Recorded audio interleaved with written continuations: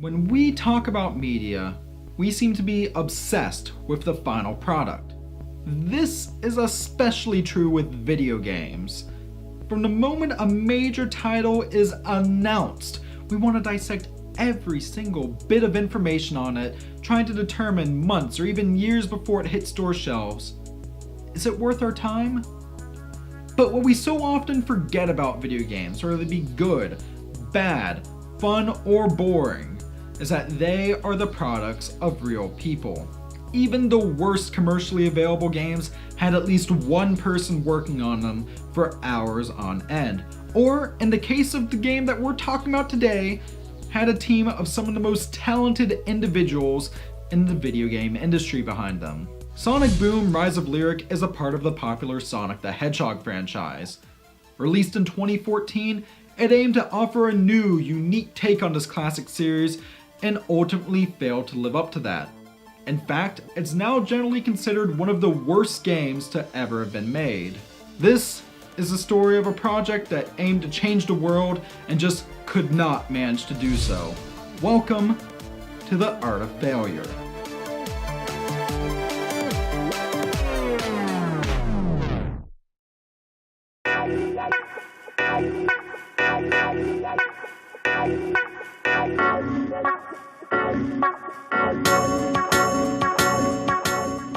The story of Sonic Boom: Rise of Lyric is really that of the studio that made it, Big Red Button Entertainment. Specifically, we start in 2009 with two men, Daniel Aray and Bob Rafai. Both of these men were already video game industry veterans. They were soon joined by fellow industry veteran Jeff Lander. Rafai and Aray had gotten their start at Naughty Dog, where Rafai had served as the art director for titles such as Crash Bandicoot, Jak and Daxter, and Uncharted Drake's Fortune.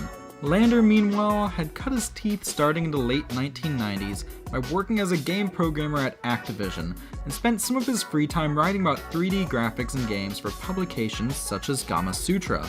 These men would find throughout their careers that they got along quite well, and thus would leave their respective companies in 2008 to start their own gaming studio in El Segundo, California. This was Big Red Button Entertainment. The creation of Big Red Button was on the whole incredibly well received within the gaming industry. An article in GamesIndustry.biz from 2009 went as far to describe them as the new face of AAA, and that the company consisted of a world-class team of game veterans. Rafai, Aray, and Lander's reputations preceded them, and from the outset the fledgling company seemed destined for greatness. Deals and partnerships were struck up with companies such as Emergent Game Technologies, and work was begun on several new, original game titles. Many believe that BRB had the potential to be one of the next big game studios. And then, nothing.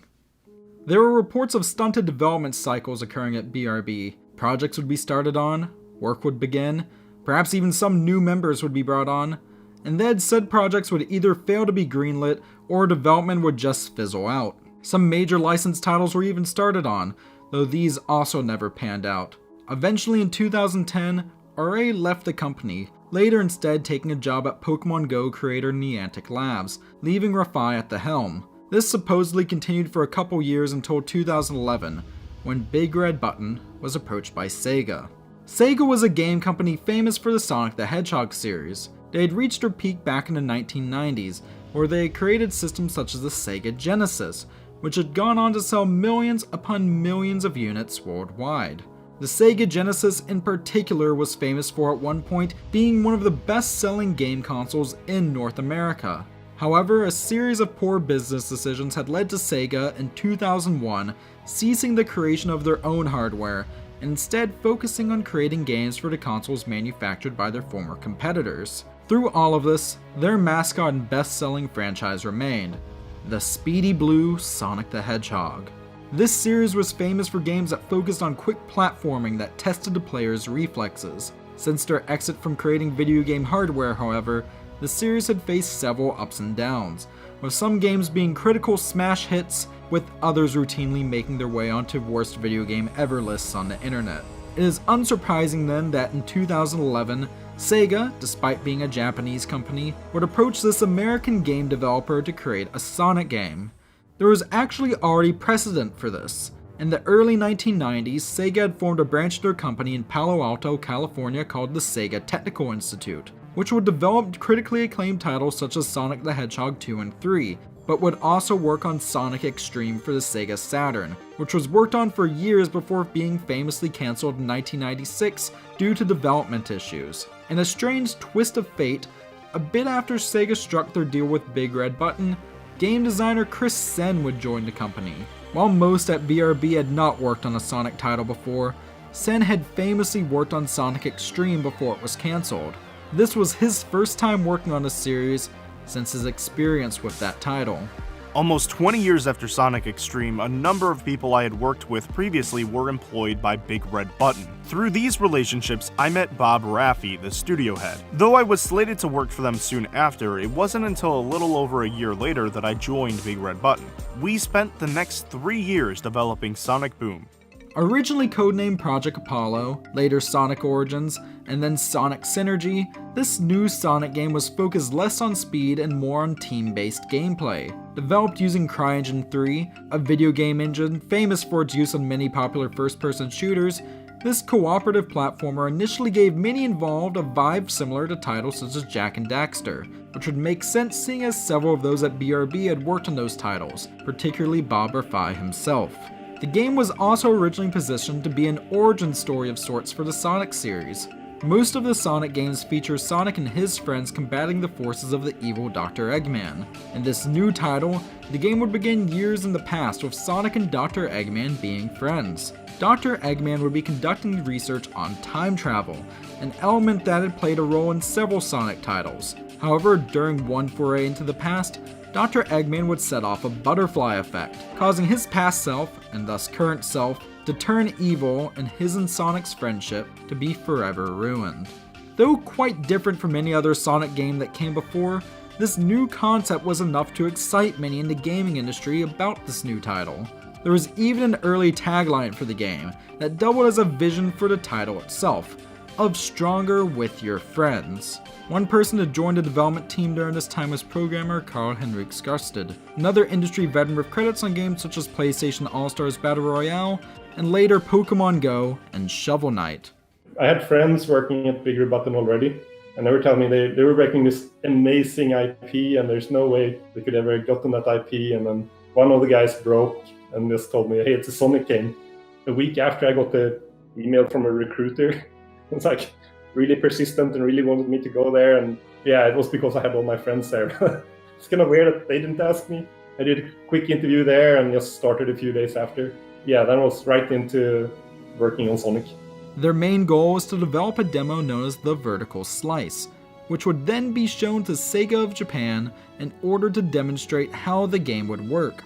Characters were given some redesigns during this process as well, so as to make it apparent which of each of the characters' specialized abilities were. For example, Knuckles the Echidna was a character whose gameplay would focus on his massive strength, so he was redesigned to be much more muscular. During this process, the team at Big Red Button continued to grow as the game was created on fairly advanced computers. The idea was that Sonic Synergy would be a title released for modern PCs of the time, with versions for the then new PlayStation 4 and Xbox One consoles to follow. By 2012, this was the path forward that those at the studio expected for the project. One console that they had no intention of bringing the game to, however, was the Nintendo Wii U, which along with being less powerful and less capable than its competitors from Sony and Microsoft, was met with overall lukewarm reception and sales upon its release in November 2012. Sometime around this point in 2012, Big Red Button would finally have what was known as the first playable ready, in which a short level could be played in which each of the characters' abilities would be shown off. The 4 playable characters here would be Sonic the Hedgehog, his sidekick and inventor friend Miles Tails Prower, powerhouse Knuckles the Echidna, and weapons-based fighter Amy Rose. Sega seemed impressed by BRB's work so far. However, they had some unexpected news to tell the studio as well. This would radically change the course of Sonic Boom's development.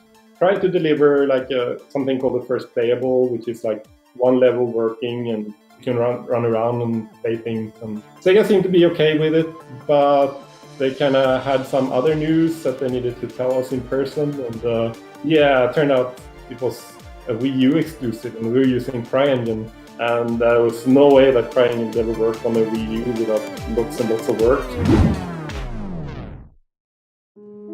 Sonic Boom: Rise of Lyric started in development at American game studio Big Red Button Entertainment, with an all-star team of gaming industry veterans working on it. Hopes were high at the studio itself, until late 2012 when Sonic series rights holder Sega came to the studio with a surprise announcement. Yeah, it turned out it was a Wii U exclusive.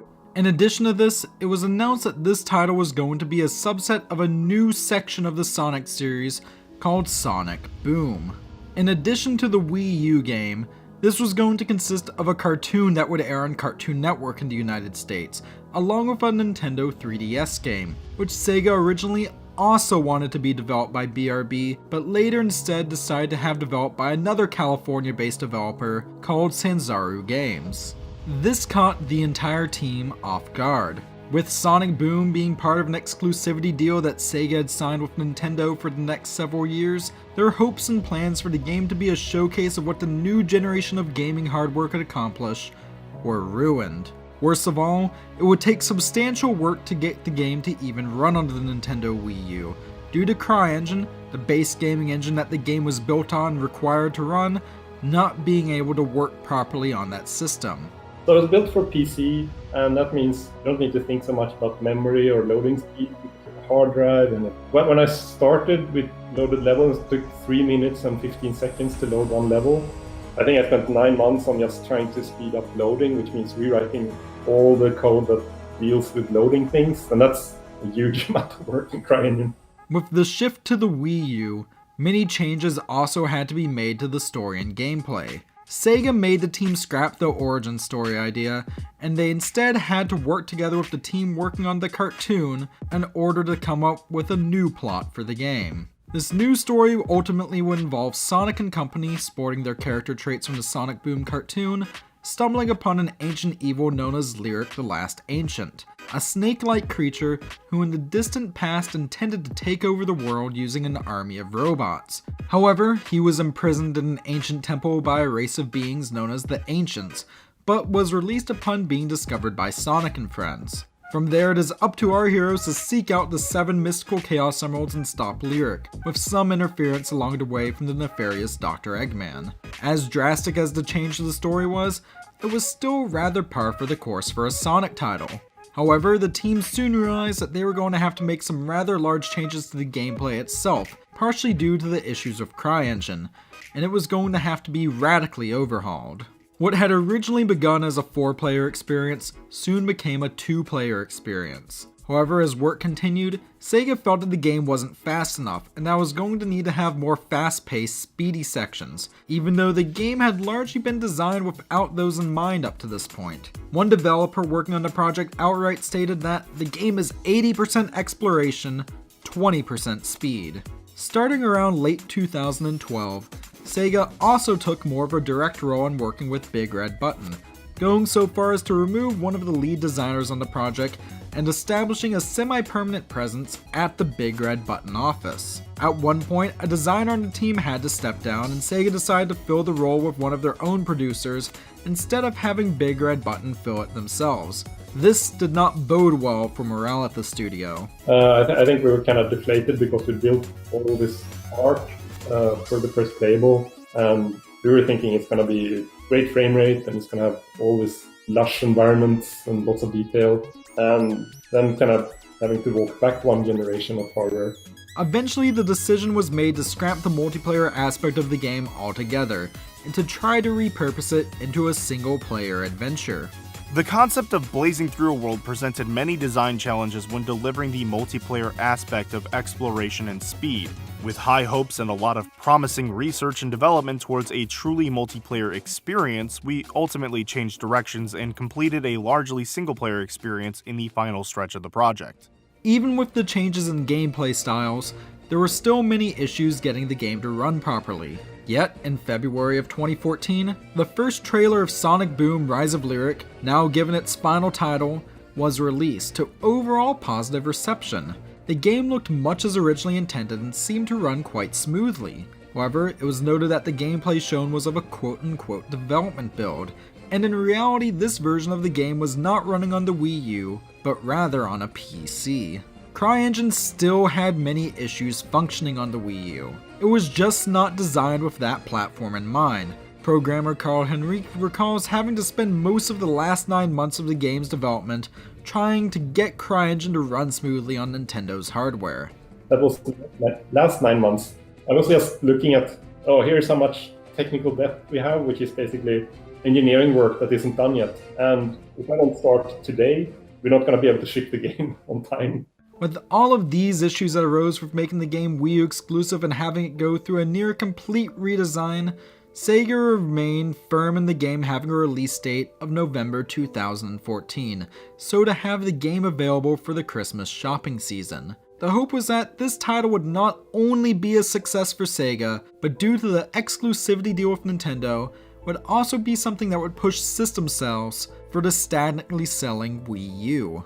Even in the year up to the final release, there were calls from some involved at BRB, such as Skarstedt and Sen, who felt that the game should outright be switched to a different game engine. It was still not running smoothly, and was plagued with numerous issues. Some of these calls even came after the game was showed off to mixed results at the E3 trade show in summer 2014.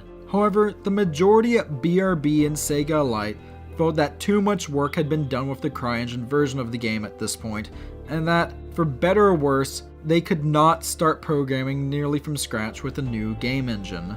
As it got closer to release, workdays at BRB got longer and Sega took an even closer approach to the game, working directly on the title itself alongside with those at BRB. This would result in an overall feeling, as described by several involved at Big Red Button at the time, of being constantly demoralized.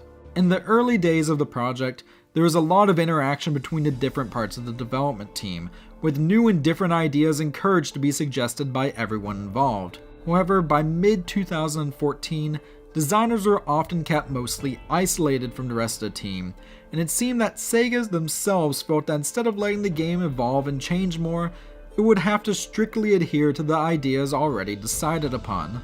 This took a toll on workplace culture as well.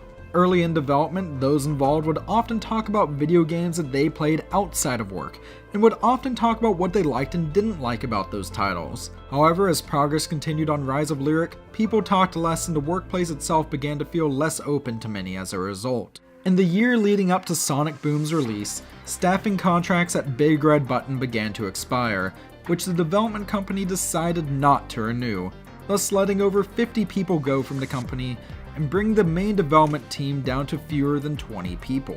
After a certain point, Sega demanded that major work cease and that polishing begin, though the game was still having numerous performance issues caused by trying to run CryEngine onto Wii U, despite months of work done to try to rectify this. Several weeks had to be spent searching for bugs and errors within the game, with some nearly game-breaking issues not being found until the final days of development. Extra hours of blood, sweat, and tears were poured into the project, and for better or worse, BRB and Sega managed to meet their scheduled release date. On the 11th of November 2014, Sonic Boom Rise of Lyric was released for the Nintendo Wii U in North America, with releases in the following weeks in Europe, Australia, and Japan. Despite the many issues that arose during Sonic Boom's development, Big Red Button's problems were only just beginning.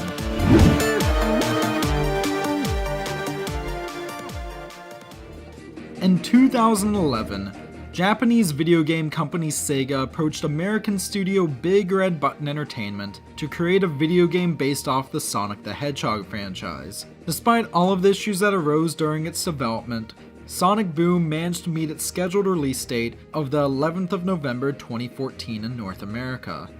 Despite making it to release, the game was poorly received at best. Critic Mike Reparaz of popular video game news website IGN would say of Sonic Boom, "Sonic is slow when you play as his friends," might be one of the most unappealing sentences I've ever written, but it neatly sums up my experience with Rise of Lyric. Its exploration is so-so, its brawling is tedious, its characters are annoying, and the only stages where it feels like a Sonic game are the ones most likely to suffer technical problems. Rise of Lyric isn't fundamentally broken or unplayable, it's just thoroughly disappointing and unpolished. And while it does have some fun to offer, it's fun that's been done in countless similar games. Meanwhile, critic Don Sass of other popular video game website GameSpot would state, Sonic Boom Rise of Lyric is a failure at some basic levels of gaming.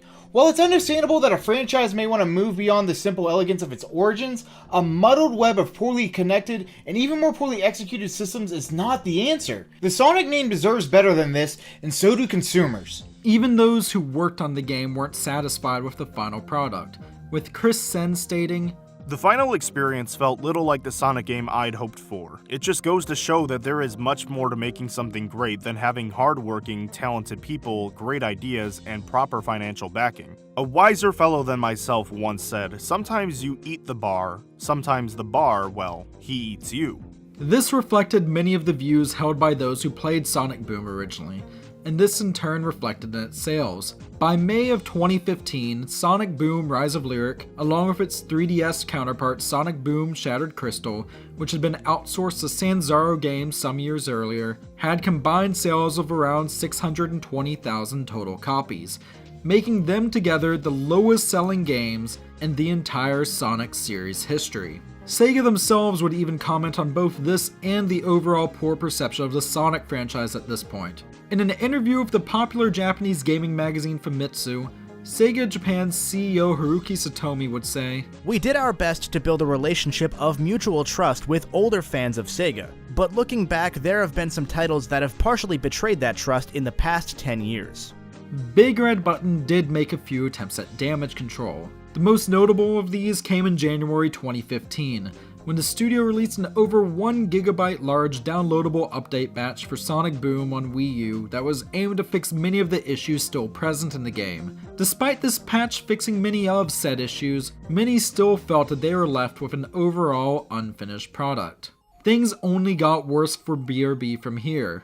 In the months following Sonic Boom's release, Big Red Button co-founder Bob Rafai reportedly got letters from many longtime Sonic fans claiming that he had ruined their childhood. More layoffs occurred, and it seemed that the company itself was at the risk of going under. Those at Big Red Button who stayed remained with the promise of new projects coming soon, but this took longer than expected. Finally though, a project did come, but it took the company in a direction that was unexpected. It was a virtual reality game called The Arcslinger, a shooting game for smartphones and PCs with Western and sci-fi elements. Upon its release in 2016, this title was a critical and commercial success for BRB, and as of 2019, this game development company is still working on new titles, with new original games planned for the future. Despite the issues during Sonic Boom's development, not all was bad at BRB, as is obvious from Skarsted. It's a really unique place, like Bob's from Naughty Dog and Jeff's been at like the EA and Activision and things, and they're super great at what they do. And it's kind of intimidating, I think, for some of the other people. Bob's like super into getting the animations just right. So it's kind of a unique place, and I think they kind of had their hits and misses. BRB may have turned itself around financially. However, Sonic Boom still remains the most critically and commercially unsuccessful game to ever be released in the Sonic series. Perhaps it's a title that will always be associated with and taint the reputation of Big Red Button Entertainment, but only time will tell.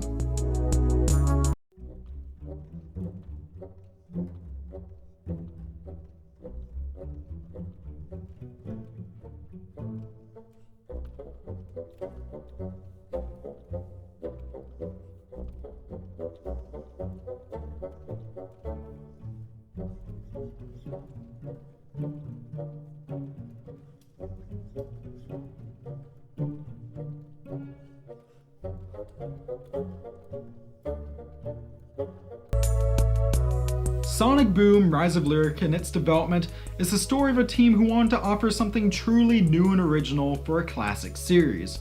However, in the process of trying to reach that goal, they got in way over their heads, and by the time that they realized that that was the case and that they were going to be delivering a product that was perhaps not up to snuff, it was too late. However, whether Sonic Boom had the potential to be a modern classic or whether it was doomed from the start, That's for you to decide. This is the art of failure.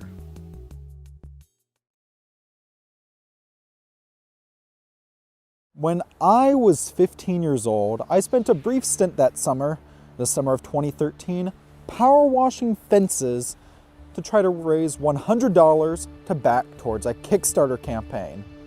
This campaign, of course, was for Mighty Number 9, brainchild of former Mega Man series head Keiji Inafune. Now, I was and still am a massive Mega Man fan, but at that time, I thought that the series involving a little blue robot boy who had to go through a non-linear set of levels and indeed steal powers from other robots would never gain a new entry. So in 2013, Keiji Inafune made this Kickstarter and it reached its funding goal in 2 days. But then years went by, promises were made, and many of them weren't kept. Indeed, in 2016 when the game launched, we got a product that angered some and disappointed many, myself included. But today we are not talking about the game that could have been, nor are we putting down Keiji Inafune or indeed the Kickstarter platform itself. Instead, through interviews, research, and analysis, we're going to try to get the true development story of Mighty Number 9. Welcome to the Art of Failure.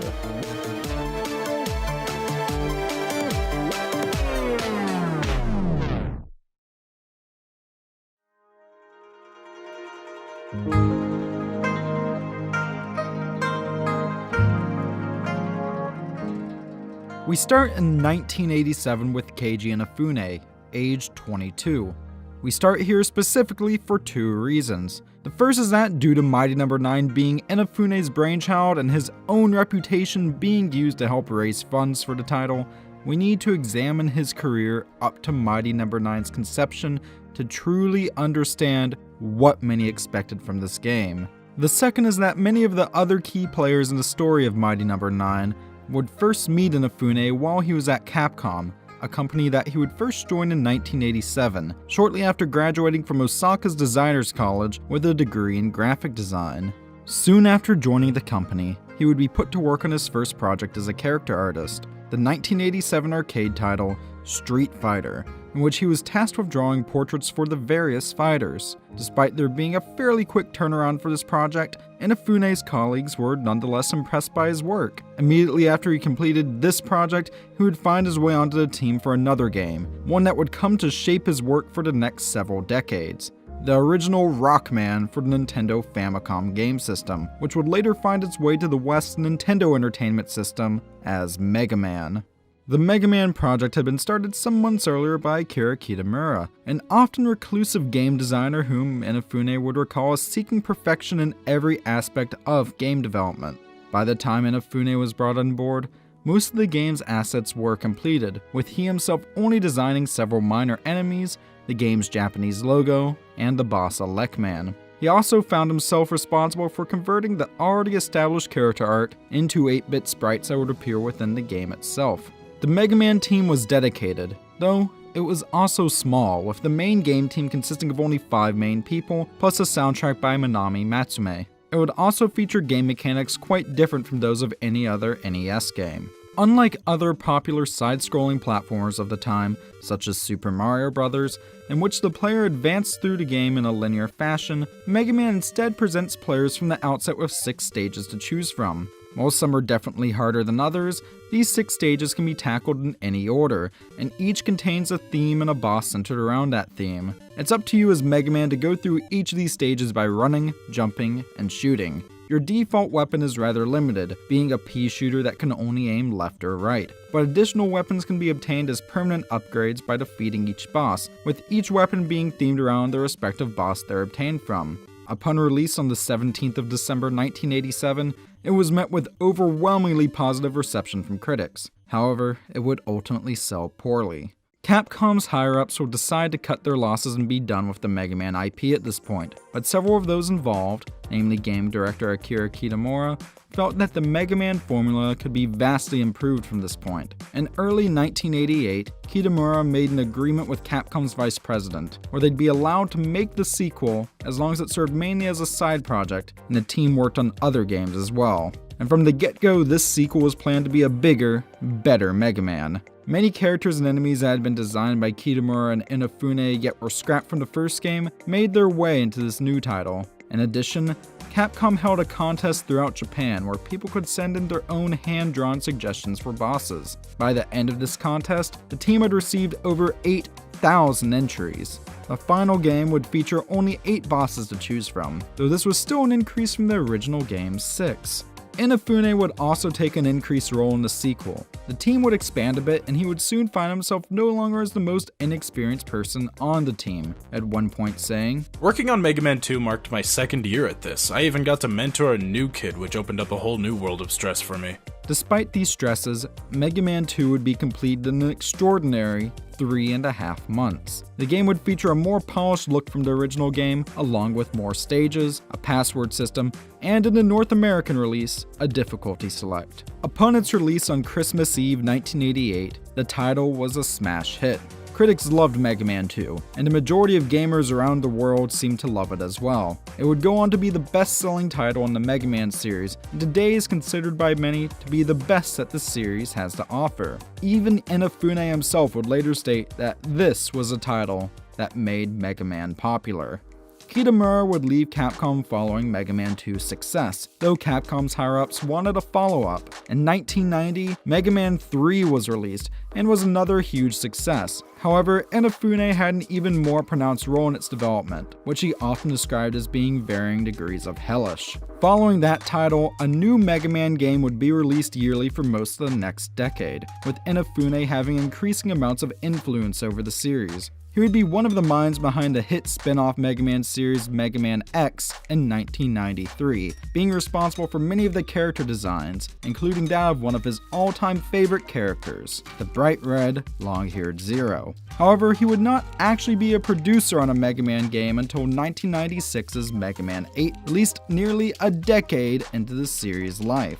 Despite this, every mainline Mega Man game up to this point was made with some sort of involvement from Inafune. Due to this, many would begin to claim that he was the father of Mega Man. Though it is unclear how this misconception began, it likely began through mistranslations of Japanese gaming articles in the 1990s, though it would take some time to be widely adopted by Western media. Ironically, the first instance of the phrase being used in an English article was in a 2007 interview at the Tokyo Game Show with GameSpot, which Inafune would state, "I'm often called the father of Mega Man, but actually his design was already there when I joined Capcom." Back in the mid-90s, around the time Mega Man 8 was released, Inafune came up with an idea for a next-generation Mega Man title, one which would bring the run-and-gun platforming of the classic titles into a 3D environment, and combine them with role-playing game elements. Released in 1997, this would be Mega Man Legends for the Sony PlayStation. Despite poor sales and complaints of clunky controls, this title would gain a cult following, a direct sequel, a spin-off, and supposedly become Inafune's favorite title in the entire franchise. Infamously, Mega Man Legends 2 would end on a cliffhanger, though Inafune would be unable to begin on a follow-up for quite some time. At the beginning of the new millennium, Capcom seemed to be on top of the world. Hit titles were coming out on a regular basis, with a mix of acclaimed industry veterans and hand-picked newcomers working on a wide variety of games ranging from classic action platformers such as Mega Man to the smash hit horror series Resident Evil. In 2002, Ben Judd would join the company. Though most at Capcom had been born and raised in Japan, Judd instead originally come from Ohio in the United States. Judd had gained years of experience working as a translator. Indeed, was set to work by the company working on English translations for Devil May Cry 2, Mega Man and Bass, and Phoenix Wright Ace Attorney, where he also doubled as the original voice actor for the titular character. In addition, he would MC official events held by the company to promote new releases. Capcom was a dream job of sorts for Judd, who had been a longtime fan of titles such as Bionic Commando. Within a few years, though, he had taken a higher position at Capcom Japan as a producer. Granted, he was also offered a position as head of PR at Capcom USA in California, but opted to stay in Japan at their main offices because, and I quote, "the power is in the mothership." a lot of people have big dreams. They start out and they say, I want to make a video game. But there are so many tiny steps you have to take to get to that point. So I set my next goal, which is, I said, hey, I want to live in Japan.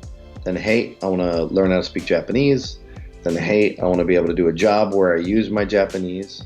Then, hey, I want to join a video game company.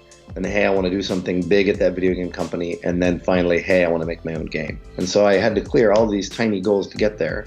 But eventually that did lead me into Capcom US, and then later, a year later, Capcom Japan.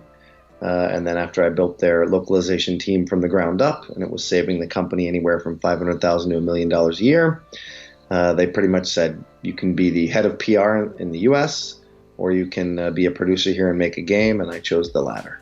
Also in 2002, Mega Man Zero would be released for the Game Boy Advance. This would be the first title in a series not to be developed by Capcom themselves, but rather Inti Creates, which was a development studio formed by ex-Capcom staff in 1996. Inafune was nonetheless quite involved and very pleased with this new take on one of his personal favorite Mega Man characters. Judd would describe this era as Capcom's golden age, due to the high number of talented individuals who are creating high-profile titles that have since gained massive followings. Over the next several years, games would continue to come out from Capcom, but the number of new original titles was soon dwarfed by sequels and reboots of existing franchises. In 2006, Inafune would receive a promotion to senior corporate officer at Capcom, giving him more power than he ever had before at the company. Yet, in the years directly leading up to this promotion, he had begun to become critical of Japan's game industry, particularly as long-running Japanese series began to fall behind in sales compared to Western-developed series such as Halo. This, he believed, was due to a stagnation and a lack of original, globally viable ideas from Japanese developers. His first course of action was to have Capcom begin developing titles aimed at Western audiences. The first game that he himself would work on under this position would be 2006's Dead Rising. Originally meant to just capitalize on the zombie media craze in North America during this time, upon release, it was a critical and commercial success. It was also during Dead Rising's development that Inafune and Judd would first become acquainted. They would get along quite well, with Judd serving as his translator for events and interviews, and they would even develop a friendship. Inafune would continue his attempts to rekindle what he saw as a failing Japanese game industry over the next several years, often by trying to do new or unique takes on existing franchises. Some of these, such as 2009's Bionic Commando reboot, which Judd produced, would garner mixed reception, while others such as 2008's Mega Man 9 would go on to massive success. Mega Man 9 in particular was a game held in high regard by the press. Another title developed by Inti Creates, with Inafune serving as producer, this game aimed to replicate the mechanics, look, and feel of the NES-era Mega Man titles, going so far as to limit Mega Man's basic abilities to those that he had in the fan-favorite Mega Man 2. But not all was perfect at Capcom Japan, or indeed with Inafune himself during this time. Despite often denying the title, many news outlets began to refer to Inafune as the father of Mega Man. Furthermore, though Mega Man 9 itself was a love letter to an era in which Japanese game studios were on top of the world, he continued to be increasingly critical of his home country's video game industry. Infamously, at the 2009 Tokyo Game Show, he would say, "Man, Japan is over. We're done. Our game industry is finished." Inafune also began to feel that he had truly done as much as he could at Capcom, yet work on titles continued. In 2010, Mega Man 10 would be released, which would continue in the NES-inspired style of Mega Man 9. Meanwhile, several new, more original Mega Man projects would begin development. The first of these would be Mega Man Universe, a pseudo-remake of Mega Man 2 featuring the ability for players to create their own levels and playable characters, which could then be shared online. Produced in-house at Capcom, Inafune would serve as lead designer on this title. The second of these would be a first-person reboot of the Mega Man X series, simply titled Maverick Hunter, developed by the then newly formed Armature Studios by developers who had cut their teeth working on the Metroid Prime games. Development of this title would be overseen by Judd. The final and biggest of these projects would be Mega Man Legends 3. Announced for the upcoming Nintendo 3DS handheld, this title would serve as the epic conclusion for one of Inafune's personal favorite Mega Man side series. It also took several major risks during its development, the biggest of these being opening many aspects of the game's development to suggestions and submissions from fans. Thus, things ranging from weapons to even major character designs then can be voted on by fans around the world. The method in which all of this was conducted by Capcom has been described by many as a sort of predecessors to games created on crowdfunding platforms such as Kickstarter. And then, on the 29th of October 2010, after getting these projects to a point in which he thought they could go on without him, Inafune, after 23 years, would resign from his job at Capcom. He felt that if he truly wanted the Japanese games industry to be back on top, he'd have to set out and do it himself, and that at Capcom he was not in a position where he could truly do something radical or original, saying in an interview with Silicon Era, "For some years I tried doing the same thing from within Capcom. Take this for example, I was the head of development. That means I was actually at the top of Capcom, I couldn't go any higher. So it was best for me to just be a salaryman, not doing anything new as to avoid failing, not doing anything outstanding, quietly dealing with what I was told, because if I did anything brashly and failed, I would no longer be in that position." This did not go over well at Capcom. In the years preceding Inafune's departure, most of whom had been considered Capcom's golden boys had left the company. Indeed, Judd too would also leave shortly after Inafune's departure, yet they soon found themselves with positions at other companies. Judd became Director of Business Development at video game agency Digital Development Management, or DDM for short, while in December 2010 Inafune would found two separate companies. These would be Intercept, a video game development house, and Concept, a video game idea and design house. In 2011, he would also take control of yet another company, smartphone game developer Ding. While many were skeptical of his ability to lead three companies at once without burning himself out, Inafune continued to work full speed ahead. As far as Judd and Inafune could see, the future was bright. True creators, people who can create an IP from the ground up, are incredibly rare. And you'll maybe, if you're lucky, have one of them in a company. Capcom had like 4 of them. But then a lot of those people left. And so when they left, I felt that it was time to move on. And DDM, I had 3 different opportunities on the table. One was to go join Gree's San Francisco office as a producer. Glad I didn't do that. Another was to work at Concept. And while I definitely like Inafune-san as a person, I didn't want to work directly with him because I had already done that and I felt like I wanted to do something new.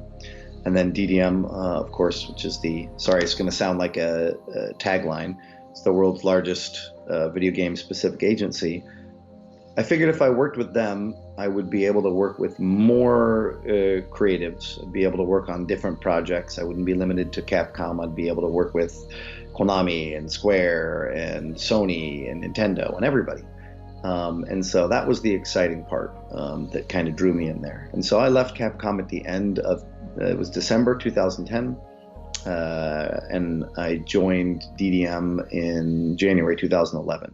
Then, in 2011, Capcom would cancel every single Mega Man title in the works, including the heavily fan-involved Mega Man Legends 3. Whether done due to the company's lacking direction, higher-ups wanting to slight Inafune, or purely for business reasons, this is unknown. In the meantime, it seemed that the Mega Man series was dead. Please count with us. いいですか? じゃあどうぞ.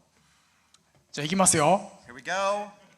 Might- And Mighty number 9, 8, 7, 6, 5, 4, 3, 2, 1.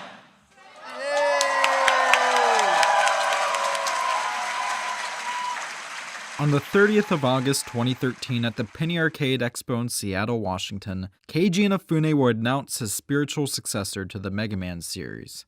This was Mighty Number 9. This would not be the first title worked on by Inafune's new company, Concept.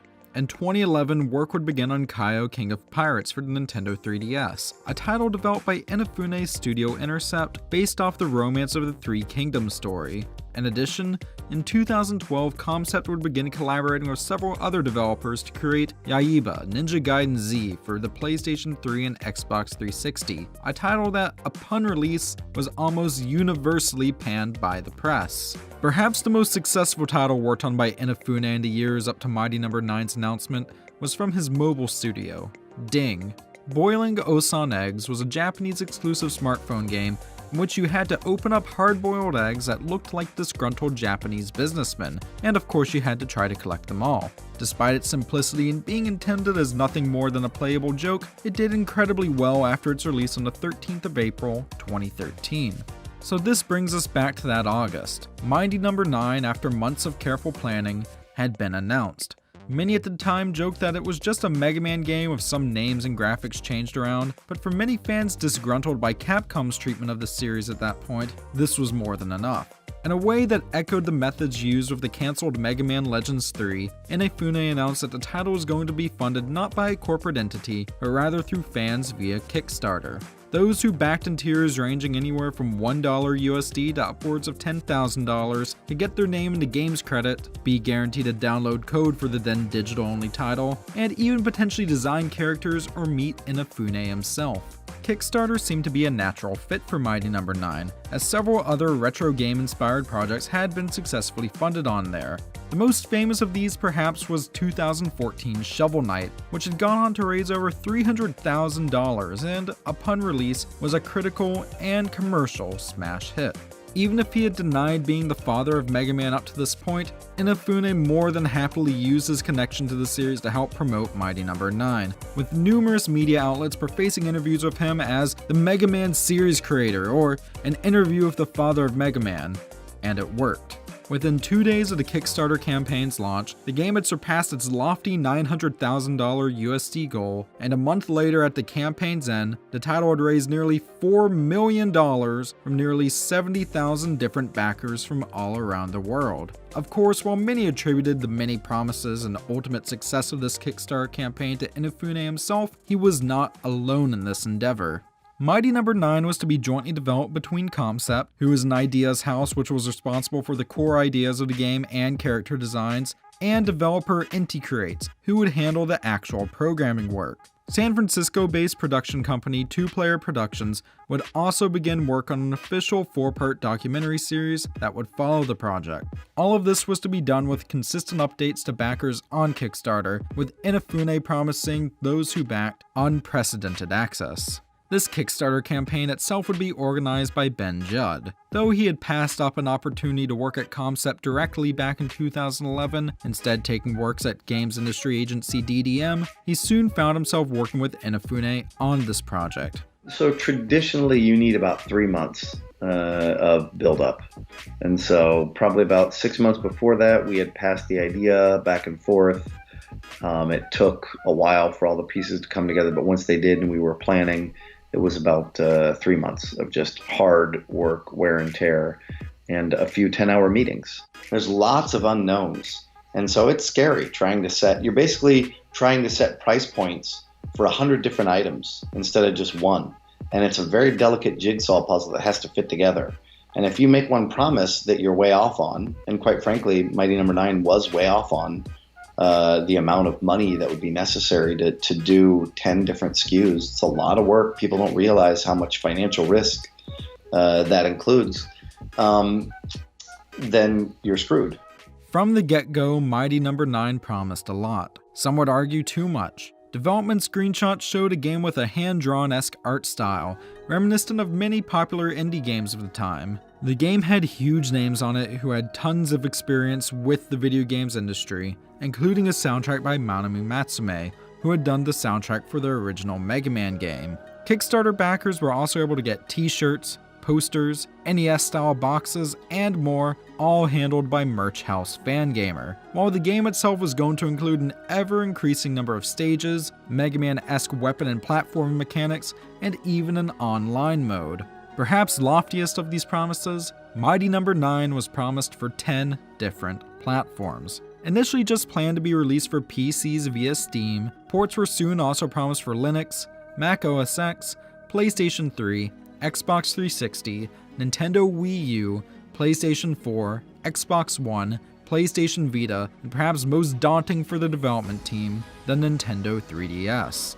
While $4 million seems like a hefty sum of money, which it most certainly is, and while other Kickstarters have produced successful games with far less, it can be debated that this was actually a much lower amount than those involved with Mighty No. 9 were used to working with. By comparison, 2010's Mega Man 10 only came out for 3 platforms, but had a higher budget. But in 2013, $4 million seemed like more than enough to make an incredible game. Indeed, by the end of the Kickstarter campaign, the title had set several crowdfunding records. The team at Concept was overjoyed, to say the least. I think at the time it was number 1, so I was like, yes, number 1, you know, we're so awesome, and you're drinking your Kool-Aid and you're getting all excited. And quite frankly, a lot of people don't realize this, but when you first do a project internally and it gets approved, you feel the same euphoria. You're like, I'm making a video game and it's going to be so awesome.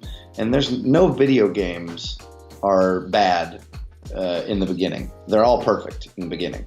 It's just as you start to build them out and the realities of how much money it takes, how much time, the difficult challenges, etc. When those start to come in, you realize, okay, our game may not be perfect anymore.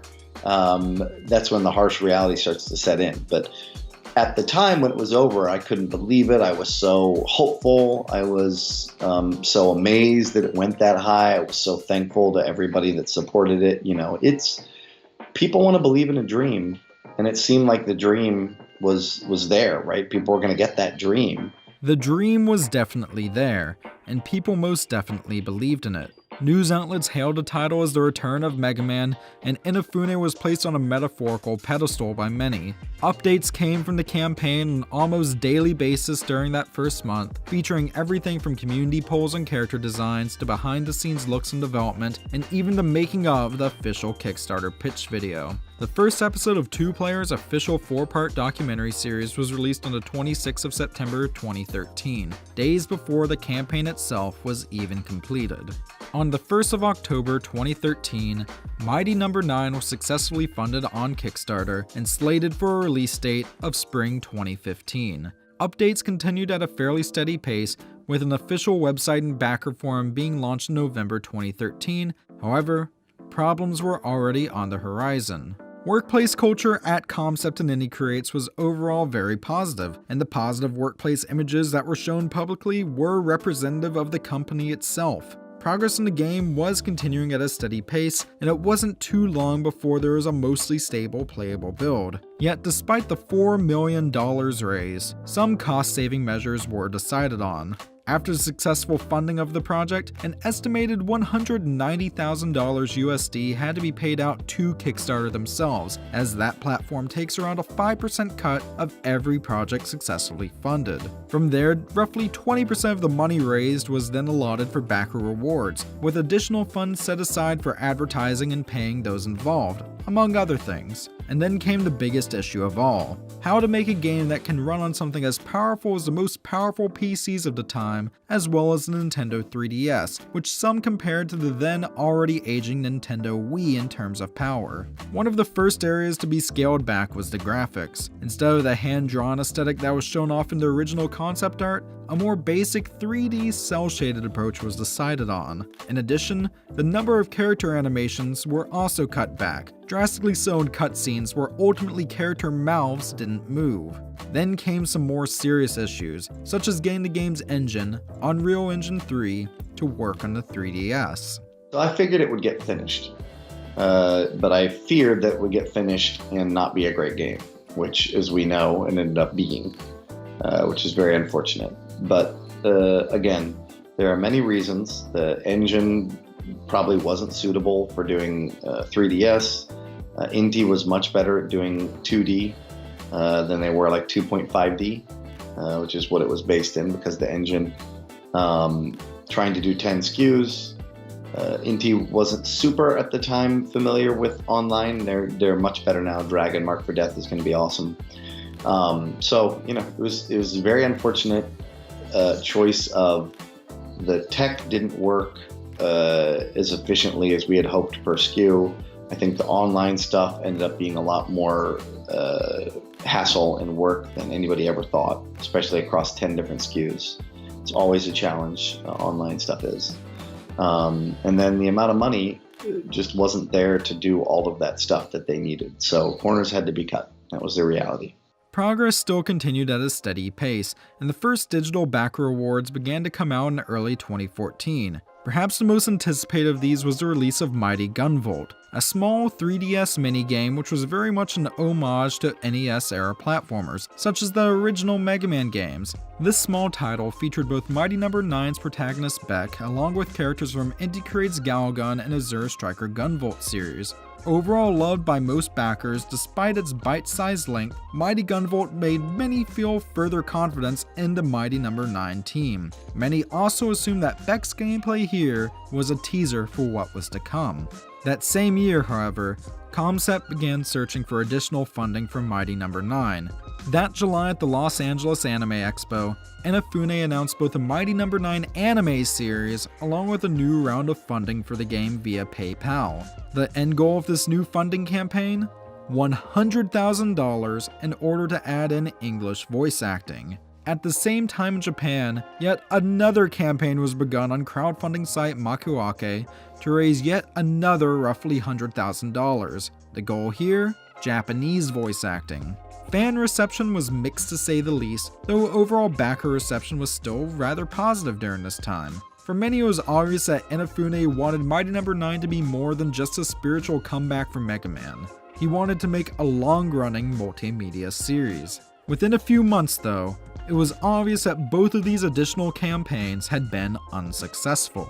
By October 2014, of the total $200,000 asked for voice acting, only $20,000 total had been raised. These secondary campaigns were soon dropped, and Inafune decided to instead divert $80,000 from elsewhere in the game's budget to fund the voice acting. A community poll was hosted to decide which language it would be in, as there wasn't enough money available for both English and Japanese. Ultimately, backers decided that the game, though having text in multiple languages, would ship with English voice acting. On the 30th of October 2014, though, yet another call for additional funding was announced by Concept. This time it was for additional downloadable content, the most notable of which involved a new character named Ray, who is quite obviously a nod to Zero from the Mega Man X series. The total cost for this? $198,000. It was from here that communication between Concept and backers would begin to slow.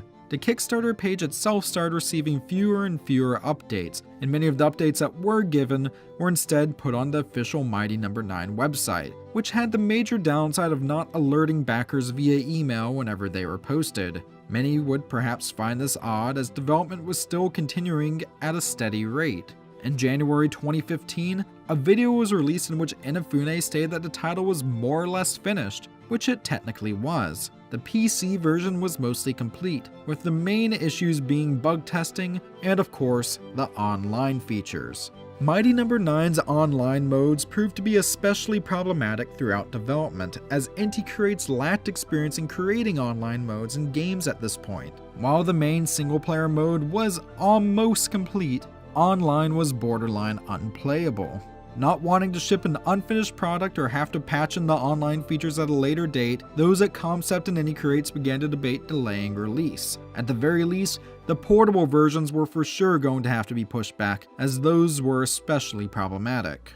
In April 2015, Concept would announce that the game had finally found a publisher, Deep Silver. Established in 2002, Deep Silver was a German publisher famous for titles such as the Saints Row games. In addition, Mighty No. 9 was announced to have voice acting in several languages, with subtitles and even more. This, though, was not without issues. Along with publishing the game, Deep Silver would also be releasing physical versions of Mighty No. 9 for the PlayStation 4, Xbox One, and Nintendo Wii U. This was considered an overall plus by those involved in development, as originally there had been no plans for physical release. But due to these being handled by Deep Silver and not Fangamer, who's responsible for merchandising, there was no way for those who had backed the game and were promised physical rewards to instead request a physical copy of the game. It should be mentioned too that this announcement was made less than a month after Concept quietly discontinued their title, Kaio King of Pirates for the 3DS, and also closed sister company Intercept. The physical release announcement did not go over well with many backers,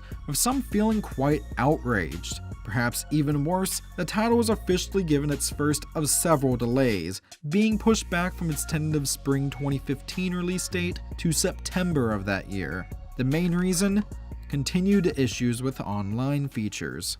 Things only got muddier on the 2nd of July 2015 when Concept posted a trailer for yet another game, Red Ash, the Indelible Legend. 2 days later, on the 4th of July 2015, two separate Kickstarters were launched for that title. One was for the game itself, handled directly by Concept, and another for an anime adaptation handled by Studio 4C, titled Red Ash Magic Cicada, and later Red Ash Gear World. We felt that doing Red Ash was premature and that they absolutely needed to finish the first Kickstarter campaign with good results before they went back and did another one. I understand Western thinking, and my biggest fear was it would come off as looking as greedy, and sure enough, I feel that's what it ended up being. The quality of the game's campaign itself, particularly its campaign video, were of a much lower quality than those for the anime adaptations campaign, and indeed Mighty No. 9, and despite being a spiritual successor to the Mega Man Legends series and potentially being a chance for longtime fans to get something sort of like Mega Man Legends 3, it ultimately only raised $520,000 of its $800,000 goal, with many citing it as unprofessional for Inafune to start a new Kickstarter campaign before his first Kickstarter game had been completed. Red Ash Gear World, however, was successfully funded and would eventually be released in March 2017, though to mixed reception. Despite the failure of the Red Ash game campaign, on the 30th of July 2015, Concept announced that the game had received funding from Chinese company Fuse. Shortly after, a very basic playable demo was released, though it left much to be desired by many. In particular, issue was taken by many with the Red Ash demo using placeholder assets from Mighty No. 9, despite there still not being a playable demo of that game out. Red Ash updates did not continue for long, and as of 2019, the title still has a listed release date of to be announced. Though he had advised against it, it is debatable if Judd, despite his friendship and good working relationship with Inafune, could have persuaded him to have stopped or delayed the Red Ash Kickstarters, especially as that previous month in June 2015, he had helped game designer Koji Igarashi successfully launch a Kickstarter campaign for the Castlevania-inspired Bloodstained Ritual of the Night. Much like Mighty No. 9, he had required a minimum of 3 months of planning beforehand. It noticeably was promised for fewer platforms, despite surpassing Mighty No. 9's funding records by raising over $5.5 million from backers. Back in the Mighty No. 9 camp, seeds of doubt were being stirred within many, especially as rumors of yet another delay began to surface. This angered many yet again, with several backers threatening to cancel their pledges and some actually following through with that. On the 5th of August 2015, the rumors were confirmed. The game was going to be pushed back from its then release date of the 15th of September 2015 to a vague spring 2016, once again citing online multiplayer issues. At this point, many backers asked those at Concept and Indie Creates to just split the online features and release the original single-player adventure alone, though this was apparently opted against so as to not affect the retail price. According to Inafune, though, this was ultimately Deep Silver's call, stating, "We actually brought this up to Deep Silver, the publisher, and from their point of view, a business side point of view, this way of marketing the game is not going to end up well, business-wise." Perhaps as a concession, a promise was made that a playable demo would be released on the original planned release date of the 15th of September 2015. However, that too would eventually be delayed until the 25th of September 2015, with Concept citing distribution issues. It should be mentioned as well that instead of addressing this directly, this was originally just noted by Concept as an addendum to a post about a Mighty No. 9 art contest, and not immediately posted to the Kickstarter page. This would not be noted there until days later on the 18th of September 2015. But then, on the 25th of September, the Mighty No. 9 demo was released via Steam for computers. Coincidentally, on that day the official Mighty No. 9 release date was also unveiled, the 9th of February 2016. The demo was finally here, and though not as polished as many expected, it was overall incredibly well received. To many longtime Mega Man fans, it seemed that Inafune, Concept, Creates, Deep Silver, and everyone involved had truly delivered the spiritual successor that they had been hoping for. Little did they know, the game still had nearly a year left until its final release. Absorption boost.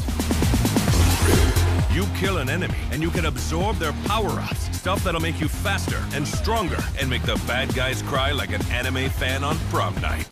On the 25th of May 2016, Deep Silver would release Masterclass, the official launch trailer for Mighty No. 9. As can be seen from its like to dislike ratio on YouTube, it was very poorly received.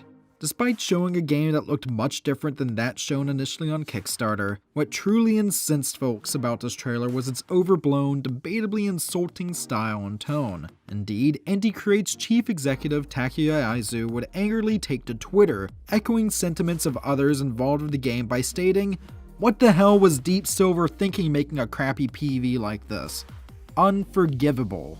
The game had also missed its February release date, with that replaced on most outlets with just a general date of 2016. However, on the 2nd of May 2016, Inafune would release a statement saying, "Firstly, I would like to say again how sincerely sorry we are for how long we have kept all of our fans waiting. We're finally able to deliver some long-awaited news regarding Mighty No. 9.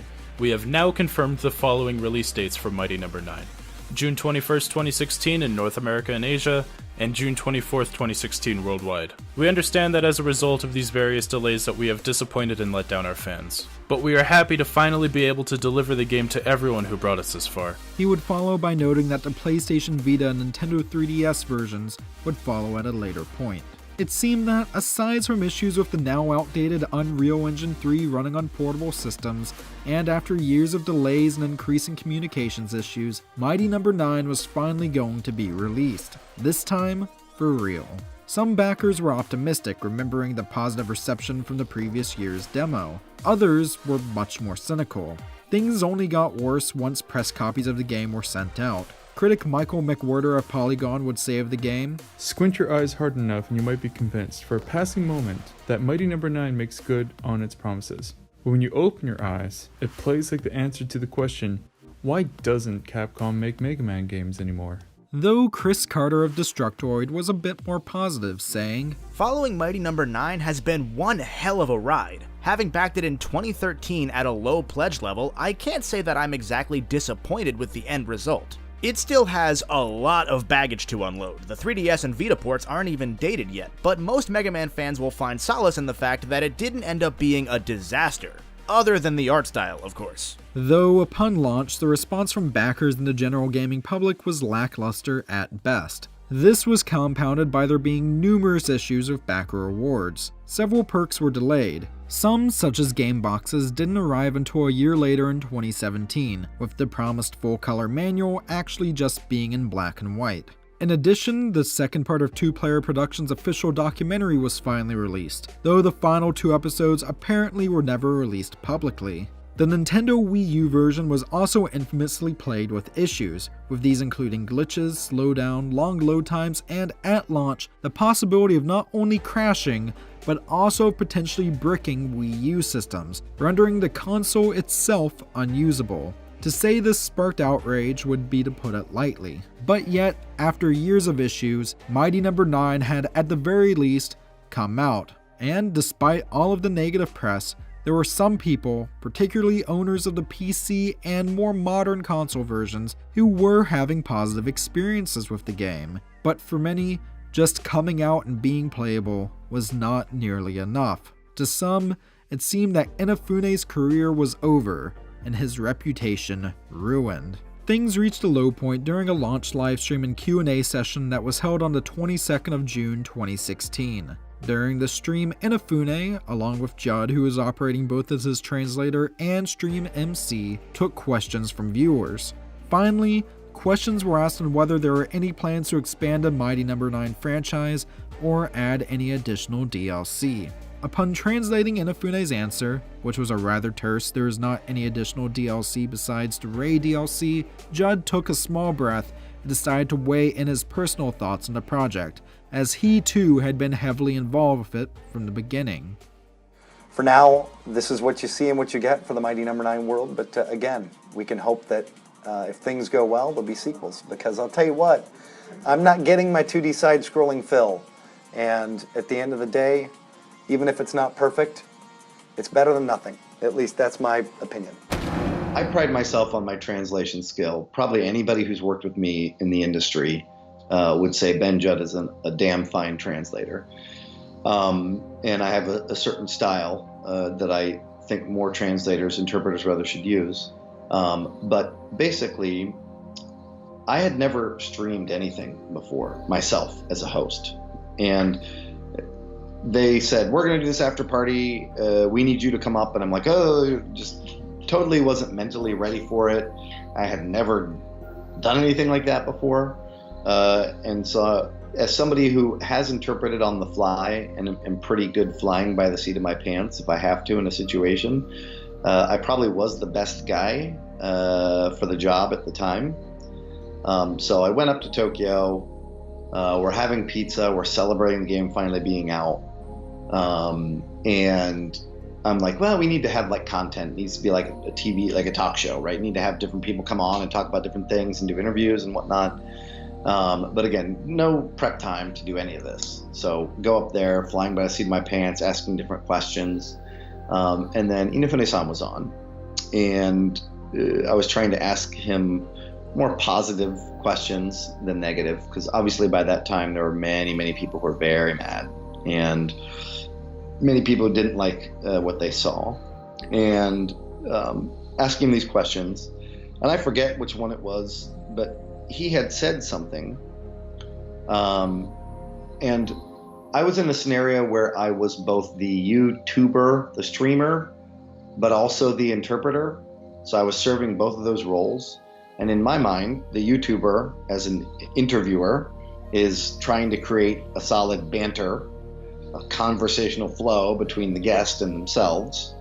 But then as the interpreter, I need to make sure that I'm translating what the other person is saying, because I can't have him say something to me in Japanese and me respond in English. People wouldn't understand what's going on. So I had two different goals that were at odds end, with each other. And basically, I had asked him a question. He had responded. I had then translated that response into English, but then to make it seem like there was organic banter, added in my opinion.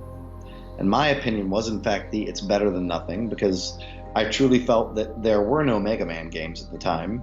And anybody who likes that sort of game, maybe it's not the best game in the world, but at least it's a game rather than playing nothing.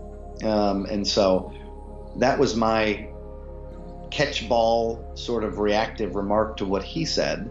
But then later, because people wanted to, they came with the pitchforks and they wanted to stone somebody. They were very upset. They wanted to place the blame on him, and so it got misinterpreted as that was his comment. Judd would later clarify that these were his own comments, not Inafune's, on multiple occasions, but to this day many still attribute this perhaps poorly worded or poorly timed comment to Inafune. Even the official Sonic the Hedgehog Twitter account made a tweet poking fun at it. This did not bode well for Mighty Number 9. The bad press ultimately affected sales of the game. Within only a few months of release, physical Wii U and PlayStation 4 versions could be found at American retailer Target for $15 or less. Financially, things were beginning to look bleak for Concept. In early 2017, Concept was acquired by Yokai Watch creator Level 5 and renamed to Level 5 Concept. After this acquisition, it was promised that the PlayStation Vita and 3DS versions of Mighty Number 9 would finally be released by year-end 2017. Later that same year, the final batch of Mighty Number 9 rewards would finally begin to ship, a full 4 years after the end of the original Kickstarter campaign. The Mighty Number 9 animated series would also never see the light of day. As for Ding, Inafune's other company, there have been no new major titles since 2015. By the end of 2017, the 3DS and PlayStation Vita versions of Mighty No. 9 had not been released, and in January 2019, the 3DS version was formally removed from several official listings of upcoming 3DS titles. Judd by this time had moved on from working with the Mighty No. 9 team in concept and was aiding other projects through his work at DDM, most notably Koji Igarashi's Bloodstained Ritual of the Night. Both, critically and financially. It didn't make the money it needed to make, and certainly it didn't get any great Metacritic reviews. So it's very unfortunate. It was a test case in a lot of ways. It was very exciting. I learned a lot. I'm sure Inafune-san learned a lot. I hope that the people that invested in it learned something too. And all I can say is it's unfortunate that it didn't turn out to be the dream that we all wanted it to be. Any Creates had moved on to other projects as well, one of which would be the only post-Mighty No. 9 appearance of its protagonist, Beck. Mighty Gunvolt Burst was released in June 2017 for the Nintendo 3DS and Nintendo Switch, and was made without any involvement from Concept. Greatly expanding upon the elements from the first Mighty Gunvolt minigame, this game featured a robust customizable weapon system, and was on the whole very positively received. Some even saw it as the game Mighty No. 9 should have been. As for Keiji Inafune, after Mighty No. 9's launch and mixed reception, he tried to avoid media attention, though continued to work at Level 5 Concept. Most in the video game industry would likely agree that he did not succeed in either of his goals of bringing the Mega Man experience to a new generation, nor of breathing new life into the Japanese games industry. Inafune felt that he had gotten in way over his head with Mighty No. 9, and took full responsibility for its numerous issues. I want to word this in a way to explain some of the issues that come with trying to make a game of this size on different platforms. I kind of loathe to say this because I'm going to sound like I'm making an excuse, and I don't want to make excuses. I own all the problems that came with this game, and if you want to hurl insults at me, it's totally my fault. I am the key creator. I will own that responsibility.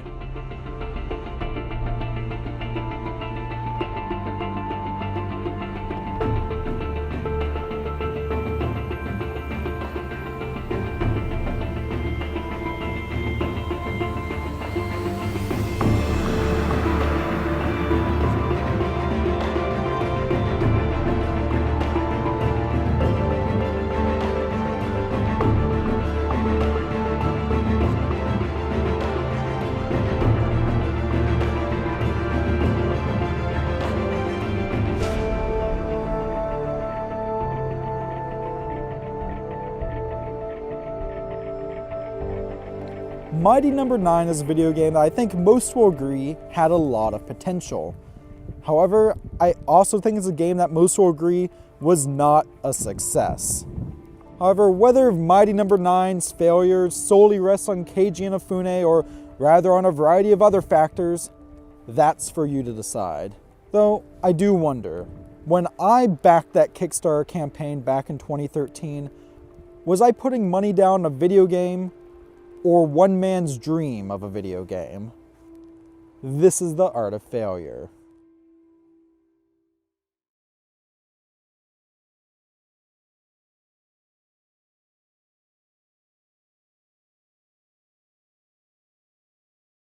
Recently I covered Mighty No. 9, a video game that was funded predominantly from the crowdfunding website Kickstarter and managed to raise over $4 million. However, upon its release in 2016, it was a critical and commercial failure that disappointed many, myself included. But today we're shifting gears slightly. We're talking about Freedom Planet, a game that managed to raise a far lower amount of money from Kickstarter and had a team behind it that didn't exactly have a lot of experience with the video game industry. And yet, upon its release in 2014, it went on to be a modern cult classic. Today we aren't merely talking about how Freedom Planet found unexpected success, nor are we critiquing the Kickstarter platform, or merely just talking about its original mastermind, Steven Doduro. Instead, through research, interviews, and analysis, we're going to be going over the full development story of Freedom Planet. This isn't so much the art of failure, but I guess this is kind of the art of success.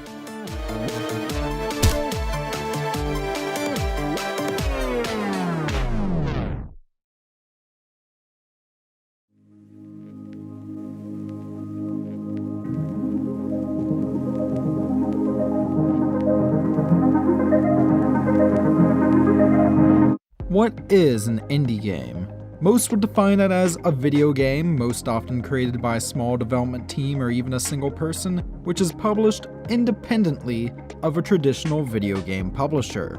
These titles are often marked by having a more basic presentation style than a big budget title would. They often even serve as references to older styles or eras of gaming. And in every sense of the word, Freedom Planet is thus an indie game. The story of Freedom Planet technically begins in 2011 in Denmark with Steven Diduro, aka Strife. Diduro had moved to Denmark from the United States some years earlier for personal reasons and was living a fairly normal life. Living in the suburban area of Herlev, close to the city of Copenhagen, he found himself working a menial day job while he worked on video games as a hobby. These were often just small projects that he'd distribute to his friends. But this all changed in 2011 when he decided to make a fan game based off Sega's Sonic the Hedgehog series. Diduro had become a fan of the Sonic series at a young age. In the 90s, his family had gotten a Sega Genesis console, allowing him to experience titles such as Sonic the Hedgehog, of course, but also the likes of Gunstar Heroes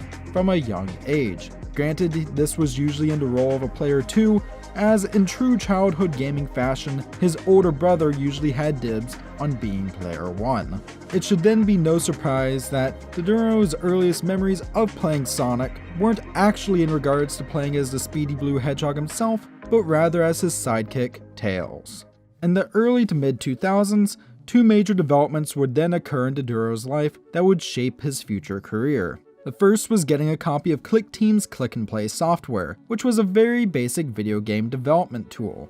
The second was joining the Sonic Retro community, which is an online Sonic fan forum and wiki known for its extensive sub-communities focused around Sonic ROM hacking and fan game creation. From this fan-run website would come several now lauded individuals, including Christian Whitehead and Simon Tomley, who would later go on to help create the official Sonic Mania for Sonic IP owner Sega. Also active in this community at the time was Layla Wilson, who was cutting her teeth creating musics for projects such as Sonic Megamix version 5, which was being headed by Tomley. It was also during this time that Diduro's interest in game development would truly flourish. When you're first starting with game development, you kind of gravitate towards the games that you like and already know, and you kind of like experiment with those games' formulas when you're first starting out. And obviously, like, I started out with like Mega Man and Sonic and Mario, like just kind of like building similar platform games to that, and that led me to the Sonic community.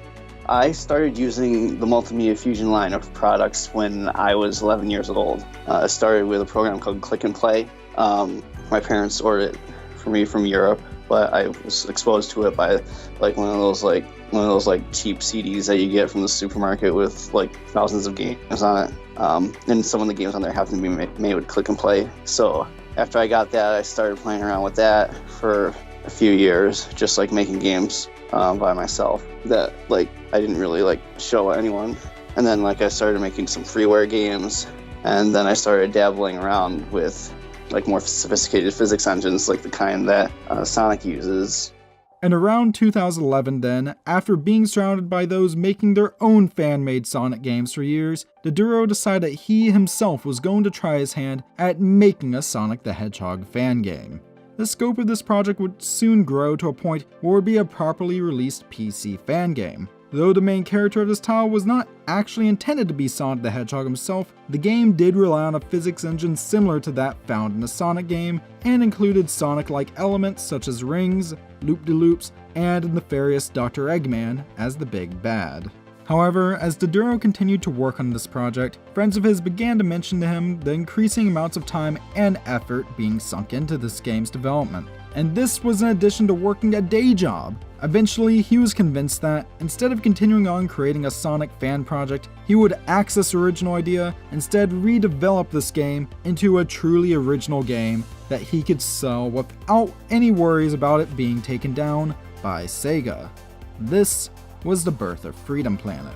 When I was working on Freedom Planet, it was just going to be like a small little flash game project. But that was around the time that Kickstarter was at its peak for video games, and some friends of mine convinced me to make just a few changes to what I was working on in order to make it an original title. Instead of Sonic the Hedgehog, this game would feature its own original character, Sash Lilac. Lilac was not a character of Doduro's design. Instead, she was the creation of artist Xiao Ling, who gave Doduro permission to use her for this game. However, some critiques were raised by those who saw early versions of the game, most notably about Lilac being nothing more than just a purple Sonic clone. Indeed, there were concerns at this point about the game in general having no identity other than a new classic Sonic game. Thus, for many aspects of Freedom Planet at this early stage, Doduro already found himself back at the drawing board. However, he would begin operating under the name of Galaxy Trail, which he intended to make his own game studio. It was then decided that the game would have to go through an even further overhaul. Though it would still use the same Sonic-esque engine, gameplay would no longer feature aspects such as the rings, though it would have its own collectibles, and at some point Lilac's design was retooled from a hedgehog into a humanoid dragon, and her own gameplay too was tweaked to less resemble that of Sonic. In addition, 2 new characters also designed by Xiao Ling were added, Carol, a wildcat, and Milla, a hush basset. A new villain was also decided upon. This would be Lord Brevin, an alien overlord who had his heart set on intergalactic conquest. Brevin, however, was not originally designed with Freedom Planet in mind. In fact, his design had been created by Doduro some years prior, and though he had grown fond of the design, he unfortunately never found a chance up to this point to use it. The game would also begin to incorporate influence from other non-Sonic titles. This is evident in the final game through references to and stage designs that evoke feelings of Gunstar Heroes, Alien Soldier, and Mega Man X.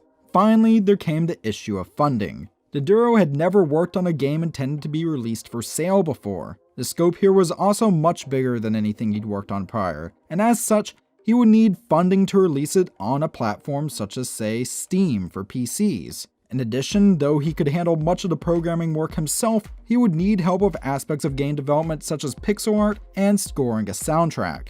For the latter of these, he ultimately decided to have the game's music partially handled by himself and composers Shane Ellis and Layla Wilson, the latter of whom he had begun working with on the recommendations of Simon Tomley. Yeah, that soundtrack it never stops. It's just pumping the whole time. It's like firing on all cylinders. It's like a drag race, just explosively fast. Well, I knew Stealth, but when I worked on Megamix, that was back when it was just Tweaker doing it, and we talked a lot, and he ended up really liking my music. I really liked his, so he was like, hey, do you want to do some stuff for this? And that was how those first tracks ended up in there.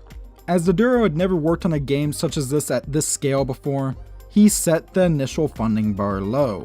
He figured he could partially finance it himself through money he earned from working his day job, and then earn the rest of the money needed through the crowdfunding website Kickstarter. Thus, towards the end of 2012, he and a few others began planning the Freedom Planet Kickstarter campaign. They made a list of expenses and tried their best to find reasonable stretch goals, and hoped that the game itself would initially be promoted through word of mouth. Leading up to the Kickstarter campaign's launch, he also gauged interest and searched for feedback from various online communities, most notably the Sonic Retro forums.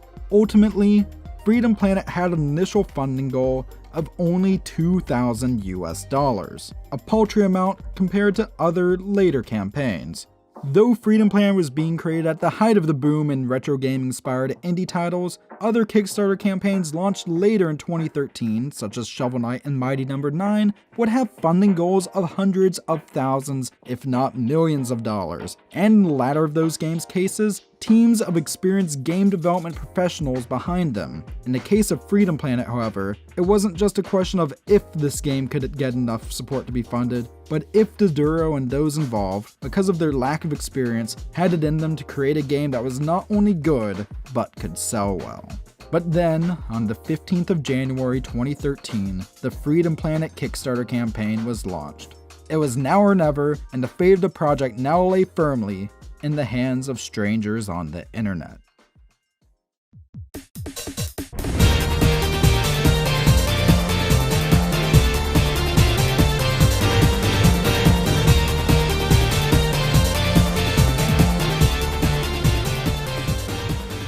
On the 14th of February 2013, the Freedom Planet campaign ended on Kickstarter. After 1 month, the project had been promoted by several YouTubers and some media outlets, and had managed to smash through its original $2,000 funding goal, ultimately reaching over $25,000. Pitched as a mashup between Sonic the Hedgehog, Mega Man, and Gunstar Heroes, interest was piqued in those who felt nostalgia towards the video games of the early and mid-1990s. Within a few hours, it had hit 25% of its funding goal. Then, the very next day, it surpassed its original goal, guaranteeing that Galaxy Trail would receive funding. Whether those involved were prepared for the work ahead or not, it seemed that Freedom Planet was actually going to get made. By the end of the campaign, a relatively staggering amount had been raised. The Duro was amazed by the success here, though work was ultimately just getting started. Due to how far it had beat the original funding goal, Freedom Planet had managed to earn a variety of stretch goals, perks which were meant to incentivize people to continue to back the game after it achieved its original desired funding amount. These include promises of hiring extra programmers, a webcomic that would follow the plot of the game, animated voice-acted cutscenes, and even 2 additional playable characters in the form of the ninja-like Spade and the alien Torque, which would bring the overall character count to 5. It was also during this time that the overall story of the game would begin to resemble its final form. In the final release, it would go as follows. Our 3 main heroines, Lilac, Carol, and Milla, live on the futuristic planet of Avalis, which is divided into 3 countries, Shuigong, Shangmu, and Shangtu. The world is heavily influenced by various Eastern Asian cultures and is very technologically advanced. The nearly limitless power source for the world is supplied by the Kingdom Stone, a mystical relic of supposed unimaginable power. However, soon the planet is invaded by the army of the intergalactic warlord, Lord Brevin, who kills the king of Shuigong, assumes control of that country, and sets his bloodthirsty sights towards stealing the Kingdom Stone. At the same time, the alien Torque crash lands on the planet and, disguising himself as a duck turtle thing, meets up with our heroines and tells them of Brevin's plans. Thus, they all set off to save the world from Lord Brevin, all the while getting entangled in diplomatic squabbles that ultimately result in them going through a wide variety of platforming stages. To put it simply, though darker than your average Sonic game, especially as it ultimately had moments such as torture scenes in it, it is ultimately a classic 2D platform plot that serves the purpose of giving players an excuse to go through a variety of levels. The game would also differentiate itself from Sonic games further through its gameplay. Despite still having a physics engine and some stages that resembled those of a classic Sonic game, each of the 3 main characters was noticeably more combat-based than any of the classic Sonic characters were. The game had hit all but one of its planned Kickstarter stretch goals, and was promised to have fully animated cutscenes done in the same Sega Genesis-esque art style as the rest of the game. This was due to Doduro feeling that such a thing had not really been done in a game quite like this before. A development team was assembled featuring people from around the world. Though Doduro himself was in Denmark at this time, the bulk of the Freedom Planet team was located in the United States, with several other members in Canada, various European nations, and of course Yao Ling, who created the original designs for the game's protagonist, who is located in China. Updates went out to Kickstarter backers at a fairly regular pace as progress in the game began to ramp up. These range from gameplay showcases to updates and rewards and even interviews with the developers. Of note, early on the 1st of February 2013, Doduro was interviewed for Kickstarter's official podcast. Also during the first weeks of the campaign, a page was created on Steam Greenlight, where people could publicly follow progress and play beta releases of Freedom Planet. This version of the game itself was also promised to anyone who had backed at least 10 USD to the campaign. And thus we find ourselves back on the 14th of February. The same day that the campaign ended, additional funding options were opened up via PayPal for those who had wished to back the game but had missed out on the Kickstarter campaign. The future seemed bright, and the game was set to be released in May of 2014. One thing that marked the Freedom Planet campaign from many other games financed through Kickstarter is the attempts made to be transparent with how funds earned would be spent. This included a full breakdown in the game's main Kickstarter page, which went so far as to even account for the cut that Kickstarter itself would take when the game was funded. In addition, Doduro felt a moral obligation to point out any changes in where funds were allocated whenever he could. Then, over the following months, work continued steadily. Pixel art was created, stages were programmed, music was composed. On the surface, all seemed well, but tensions did get heated at some points. Though not counting voice actors, the Galaxy Trail team would grow to encompass several people. Freedom Planet was very much so Diduro's baby. He did the bulk of the programming work and even dabbled in other areas of the development, such as the soundtrack, and on occasion would butt heads on aspects of the game not handled by himself, such as is the case with a couple of tracks created by Wilson. Most problematic of these was the theme for Sky Battalion, a stage which Diduro and Wilson went back and forth on for weeks. She would later say of this, "We fought that song like a god-dang dragon." Two things made Freedom Planet stand out from other popular retro throwback titles of the time. The first alpha build of the game was made available to backers before funding even ended, and though reportedly quite fun, was also a bit rough. At this point, the graphics weren't nearly as detailed as in the final release, and in the earliest of alphas, the game also apparently only ran the 4:3 aspect ratio, such as found on an old CRT television. However, by the 15th of May 2013, when alpha version 1.4.1 was released, most of this had been updated, and the game felt smoother and even ran a more proper modern 16:9 aspect ratio.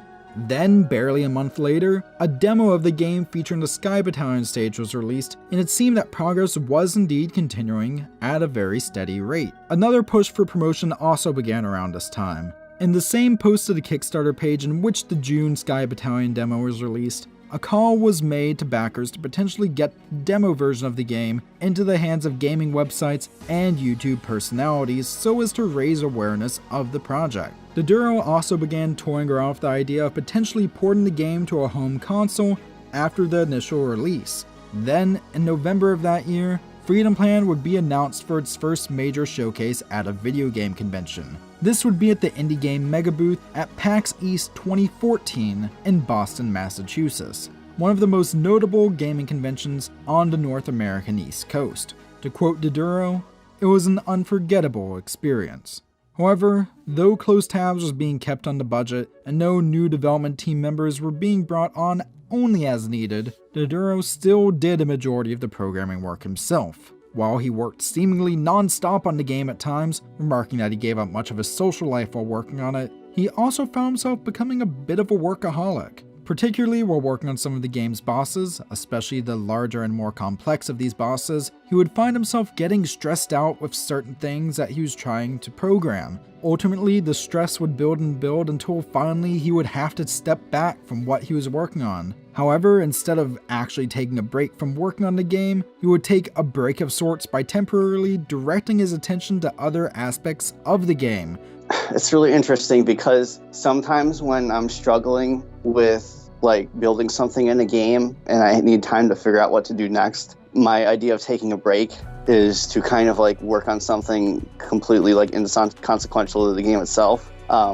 That's the reason that you can sit down on the benches on some of the stages. Like that was just something that I coded while I was working on like the boss fight for that stage. I think like I was taking a break from it because it was taking me a while, so I ended up coding benches. But out of one of those like programmer's blocks, I would say, I ended up coming up with this idea for a motorcycle that Carol could ride. Work would continue throughout the holidays of 2013 and into the start of 2014. Towards the beginning of that year, a proper release date was even announced, the 30th of May, 2014. Yet by this point, some decisions were made at Galaxy Trail in regards to some of the Kickstarter promises. Most notably, the two promised additional playable characters, though still appearing in the game's story mode and cutscenes, and though partially playable at this point, they would not make their way into the final game. My biggest worry is if the game would do well enough that I would be able to uphold all my obligations to the backers of our Kickstarter, because we had a few stretch goals that we were having difficulties with.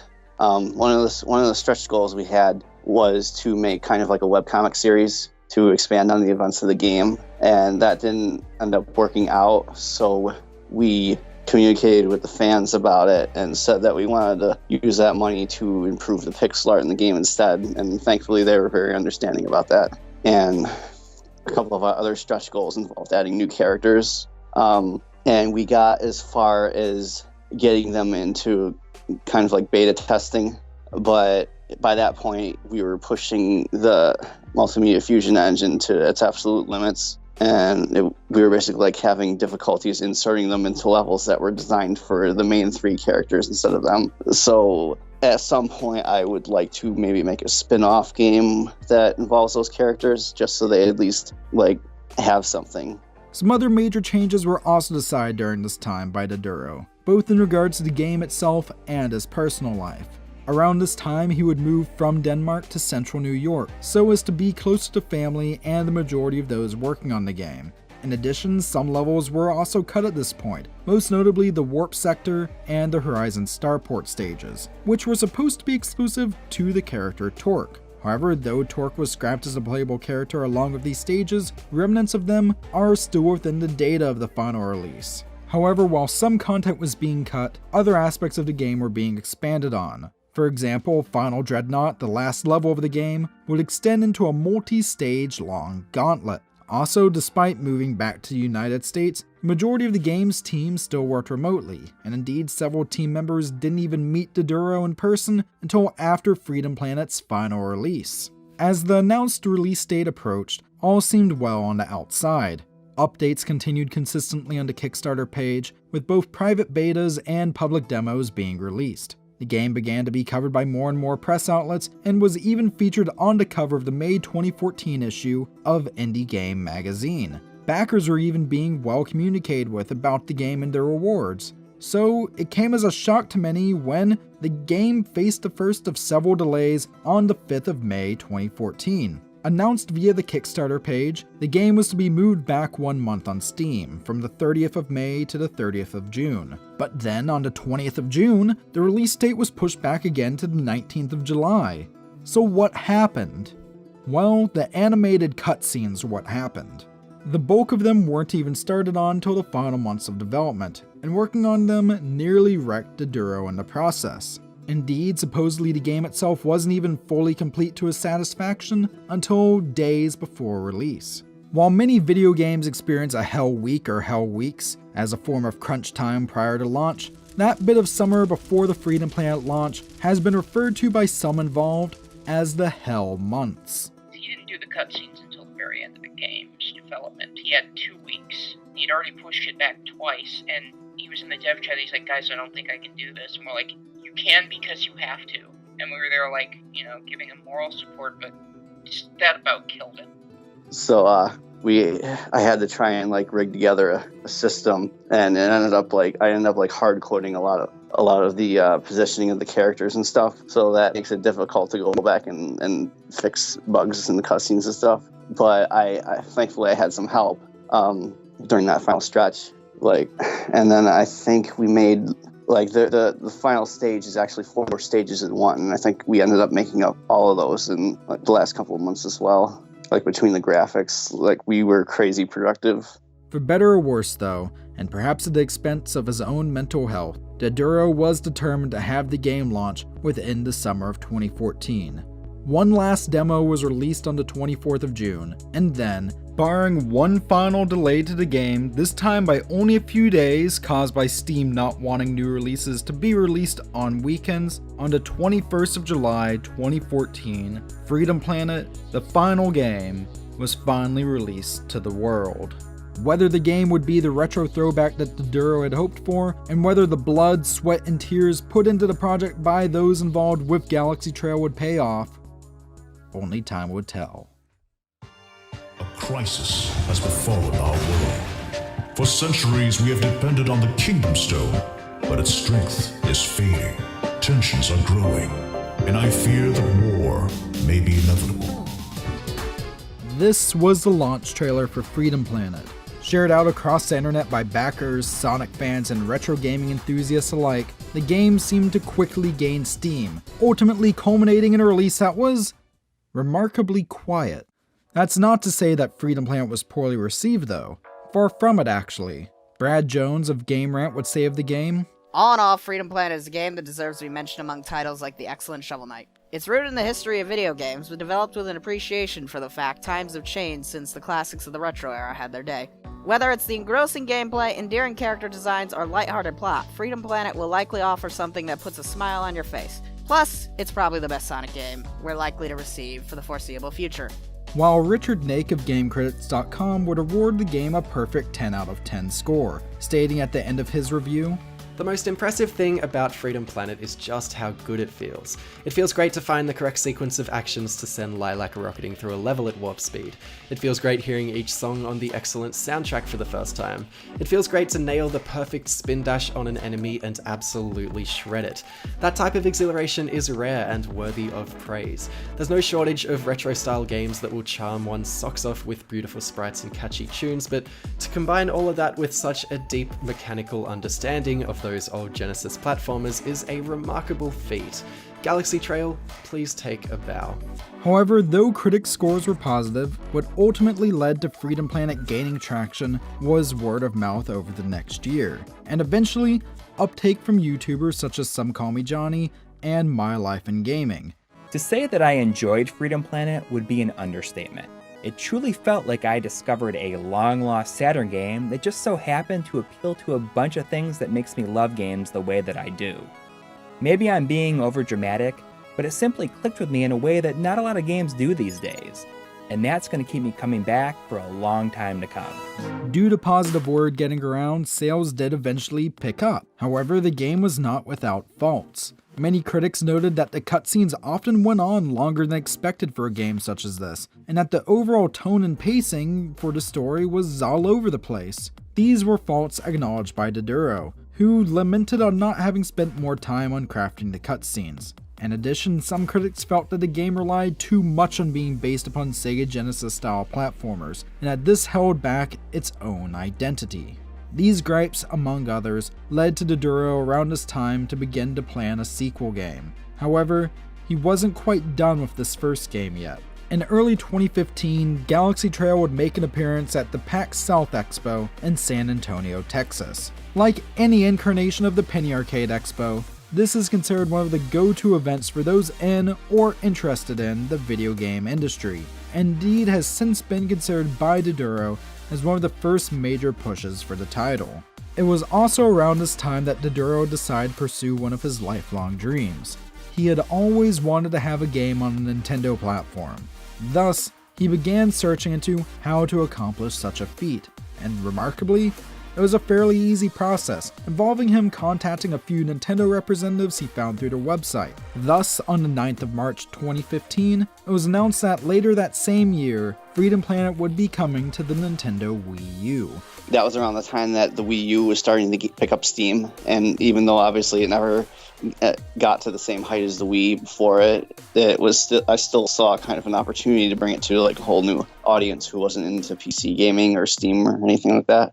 And the other thing is that like it had been a lifelong dream of mine to have a game on a Nintendo console. So like just the fact that Nintendo at that time was starting to cater more towards indie developers, like with their Nindies program. I saw that as an opportunity to realize my dream, and I'm just really thrilled at like how open they were towards us and like how much they helped us out with like marketing and everything. So I'm really thankful for Nintendo for making that a reality. The Wii U may seem like an odd choice to some, as that system itself was a massive flop for Nintendo, and that was quite evident through sales numbers by 2015. However, despite the stagnant sales of the Wii U, Nintendo began to become increasingly open to independent developers. Thus, while major third-party game developers avoid Nintendo's console like the plague, for indie developers such as Galaxy Trail, it seemed like a perfect fit for their title. After being given a small push by Nintendo themselves during the E3 Expo in 2015, mainly in the forms of a trailer for the game and a free demo via the eShop service, the game was released in early October that year, once again to acclaim. By 2016, the Wii U and Steam versions of Freedom Planet had together sold over 250,000 copies. With the success of the Wii U port, Doduro then turned his sights to another console, one which had sold much better than Nintendo's machine, the Sony PlayStation 4. Getting a game published there, however, was easier said than done. Doduro had hoped that this version would release sometime in 2016, But after his initial experiences with Sony, he began to wonder if this would ever get released at all. Sony was much more difficult to deal with than Nintendo, and their process was vastly different. Sony had a quality assurance system that seemed crazy and hard to pass, and made actually having a publisher seem near essential. Indeed, Freedom Planet had to go through Sony's quality assurance system 4 different times before it was allowed onto the PlayStation Network store. In comparison, when the game was later brought out into PS4 in Japan, due to that version being handled by Xseed, an established video game publisher, it only had to go through Sony's systems once. While Freedom Planet was making its initial rounds through Sony's QA testing, attempts were also being made to bring it to the Nintendo 3DS handheld. The game's engine was successfully ported, however, it seemed nearly impossible to get to run at any speed above a sluggish crawl. But then, after the announcement of the 3DS's successor, the Nintendo Switch, in late 2016, this version of the game was altogether abandoned. Finally, in March 2017, after an arduous wait, Freedom Planet would make its way onto the PlayStation 4. A year later, in August 2018, it would find its way onto the Nintendo Switch. The game would find steady sales and even gain a cult following, and is now considered by many to be a modern classic. Freedom Planet's creators didn't set out to change the world, but they did set out to create an homage to gaming in the 90s, and then fill said homage with their own characters and flair. Against all odds and a lack of experience in the gaming industry that to many would have spelled failure and doom from the very start, they found resounding success.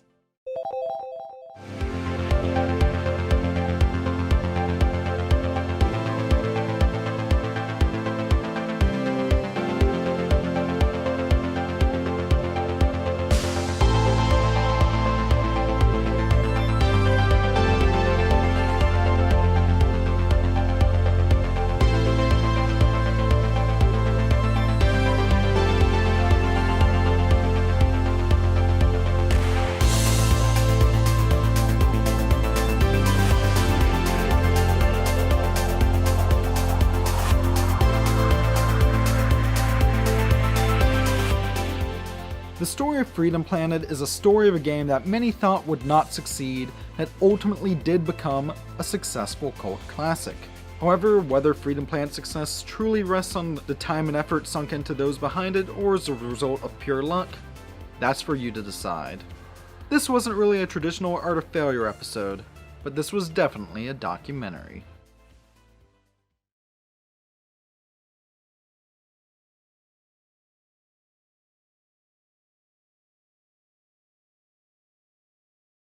Has everybody got a remote? Oh, awesome. Green matches my shirt. Hey, Mike, is that your DVD player? No, that's the Game Wave, but it also plays movies. In 2005, a small company in Mississauga, Ontario released a video game console that they hoped would carve out a new corner of the video game industry. This was Zappit Games' GameWave Family Entertainment System. Initially, the future seemed bright for Zappit and their console. Funding was plentiful and much research and development was handled by companies such as National Semiconductor and Panasonic, while the console itself was designed by renowned Ontario firm Nitric Limited. With a $100 price tag and the ability to play DVDs, this system was poised not as a major contender in the video game console market, but rather as an affordable multimedia center that was perfect for families. But the GameWave would not make waves with consumers. It was quietly discontinued in 2009 with only 13 games released for it, seeming destined to fade into obscurity. But then, a few years later in 2013, Zappit's former CEO, Hari Venkatacharya, would have a warrant issued for his arrest for committing millions of dollars worth of fraud in Canada, the US, and India. Crimes that, according to some former Zappit employees, were committed before, during, and after his tenure at the company. So what happened? This is a story of dreams and a desire to change an industry. This is also a story of greed, exploitation, and corruption.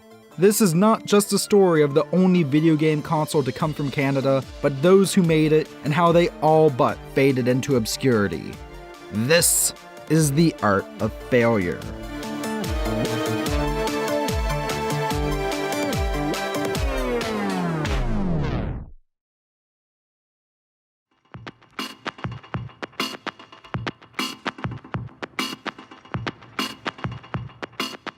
In 2003, a small group of businessmen came together outside of Toronto.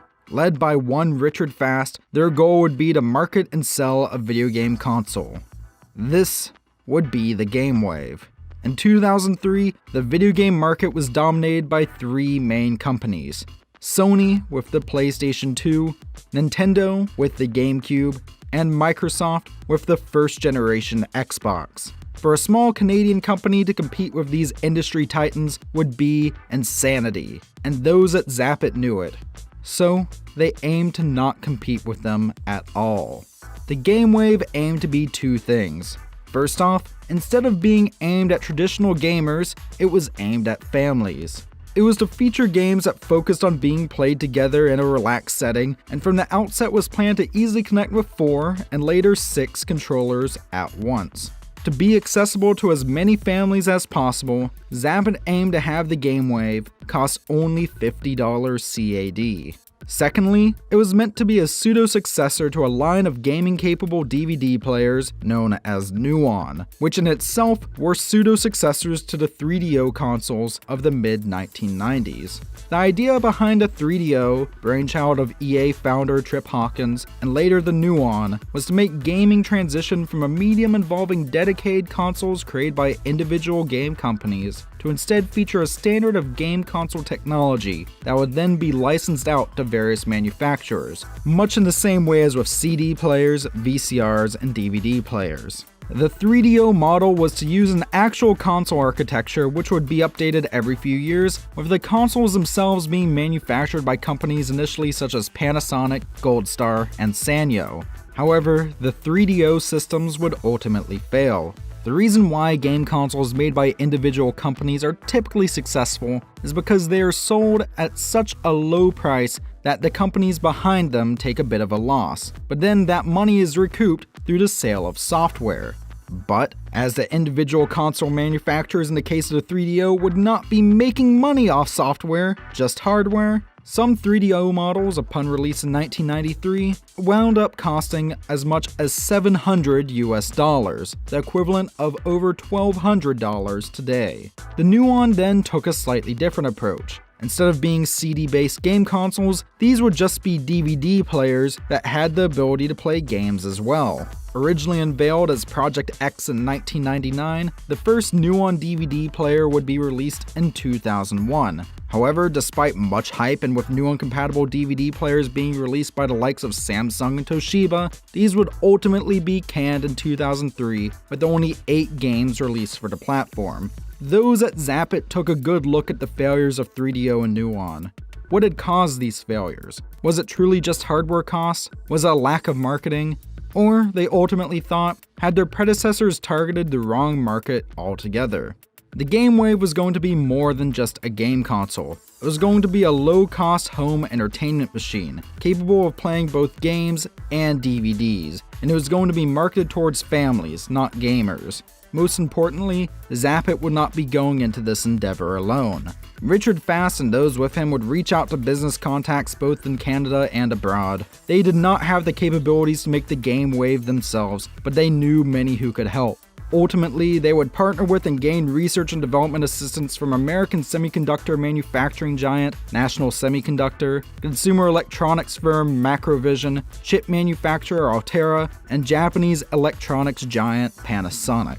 The design of the console itself would also be farmed out to award-winning product R&D firm Nitric Limited, which along with having a great reputation, had the added bonus of being located only a few minutes away from Zappit's offices. The console would go through several vastly different design concepts during development. Some of these would essentially be the Nuon, as in DVD players that could just happen to play games. Others would be Windows CE based machines, with some apparently going so far as to be fairly similar in design to the Sega Dreamcast console, though due to licensing costs, these were ultimately scrapped pretty quickly.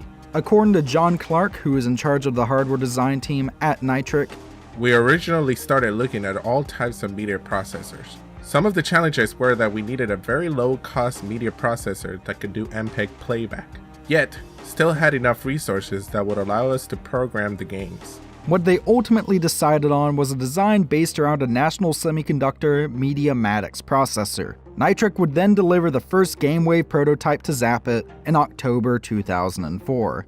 And from there, things would commence smoothly for a bit. The GameWave, formerly known at release as the GameWave Family Entertainment System, was set to be released in 2005, and there are no real bumps in that plan, save for manufacturing costs ultimately raising the launch price for the system to $100 Canadian. But those at Zappit didn't see that as much of an issue.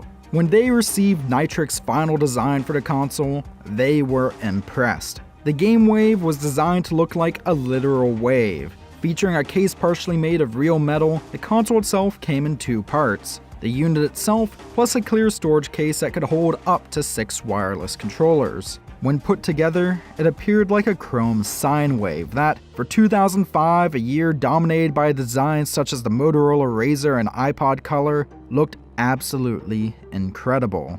The GameWave was sleek and modern looking and would for sure stand out on a store shelf. What would also aid in this would be a line of games, jointly developed by Zappit and Nitrc, along with the release of an easy-to-use Zappit SDK, which in theory would allow new titles to be made for the system with ease. As far as Richard Fass and company were concerned, the millions that had been poured into the GameWave project had resulted in a console that would be an easy bestseller. And thus, in October 2005, the GameWave was rolled out in Canada at Toys R Us and Mastermind toy stores, with units also available for rental at some Canadian Blockbuster locations. Each system came bundled with 4 controllers and a copy of 4 Degrees, the Arc of Trivia Volume 1, a simple trivia game that was touted as being able to be picked up and played by almost anyone. In addition, an American rollout was set for early 2006, but there's something incredibly eerie about examining the GameWave launch. There was little to no promotion for it. No real ads, no evidence of any review units being sent out.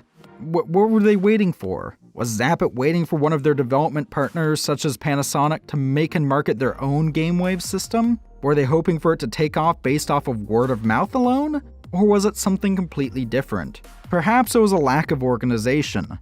Apparently, packaging design for the GameWave wasn't even decided on until a few months before release. In mid-2005, shortly before launch, Zappit would hire 3 new employees, all in producer roles at the company, and oddly enough, these 3 newcomers were the only people at Zappit with prior experience in the video game industry. One of these was associate producer Justin Kwok, who worked on designing games and packaging, programming, and even aiding in promotion. According to Kwok, there were issues in both communication at the company, along with the console's hardware itself.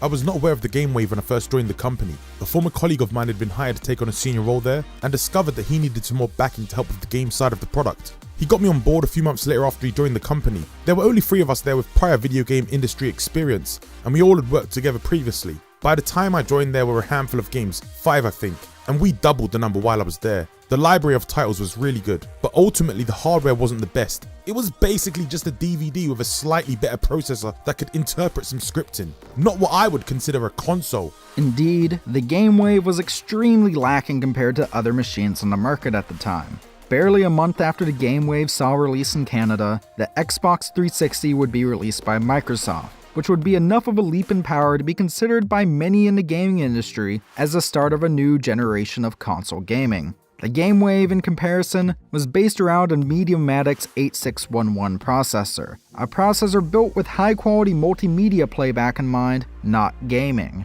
To many, the GameWave appeared as less of a game console and more so just a glorified DVD player that could play basic puzzle games. To quote former Zappit employee Mike Montanaro, "The concept was viable, but I knew it would never be a major console." As the months went by, the GameWave continued to fail to catch on. Slow uptake is one thing, but in the case of Zappit, there appeared to be almost no uptake. A few months after launch, Zappit did open up their online storefront, but even though they included a link to the US Toys R Us site on the official GameWave webpage, there's no proof that the GameWave ever saw a release in store at any major US retailer. The GameWave was well through its first year, but seemed like it was destined to crash and burn before it could even get off the ground. Zappit Games needed help, and they needed it fast. It would take a miracle to turn things around. I know that I'm in between dinner, so I'm not going to take too much of your time, but really wanted to thank each and every one of you for supporting the Thai Mandate, supporting Thai Quest, and really wholeheartedly promoting entrepreneurship in this province. This is Hari Venkatacharya, wildly successful businessman and member of the Toronto social elite. Born in Canada as the son of a renowned Indian scholar, Venkatacharya excelled in his studies and, as a young man, found his way into the world of Toronto businessmen. In the late 1990s, he became one of the founders of the IT security firm Karthika, which he soon after helped get acquired by an even larger firm. He was known to be a shrewd businessman who possessed both a powerful bark and bite, and yet he was also considered a valuable and beloved part of his community. In the mid-2000s, Venkatacharya would find himself on the boards of organizations such as Ontario Science Centre, the Royal Ontario Museum, and the Mississauga-Halton Local Health Integration Network. He could often be found at events with his wife, dance choreographer and Order of Canada recipient Lada Pada, where they were both described by most who met them as extremely amicable.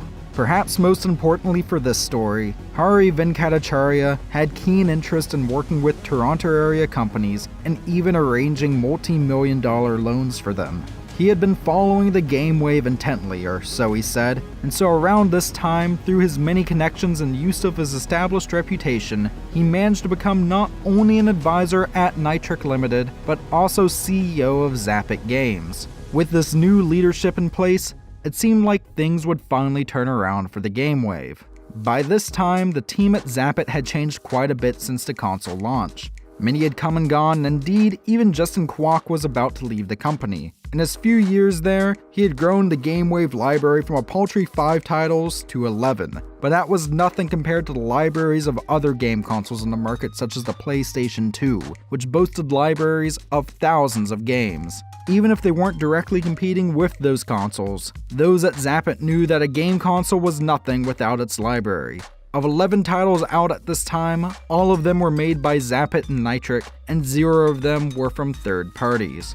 Further compounding these issues was the fact that the GameWave technology was very unimpressive, even at its low price, and DVD players and older DVD-capable game consoles were quickly falling in price. New ideas were floated by those at Zappit on how to at the very least breathe some life into the GameWave brand, even if it meant sacrificing the console itself. According to Kwok, some of these ideas included porting the GameWave titles to existing platforms such as the PlayStation 2.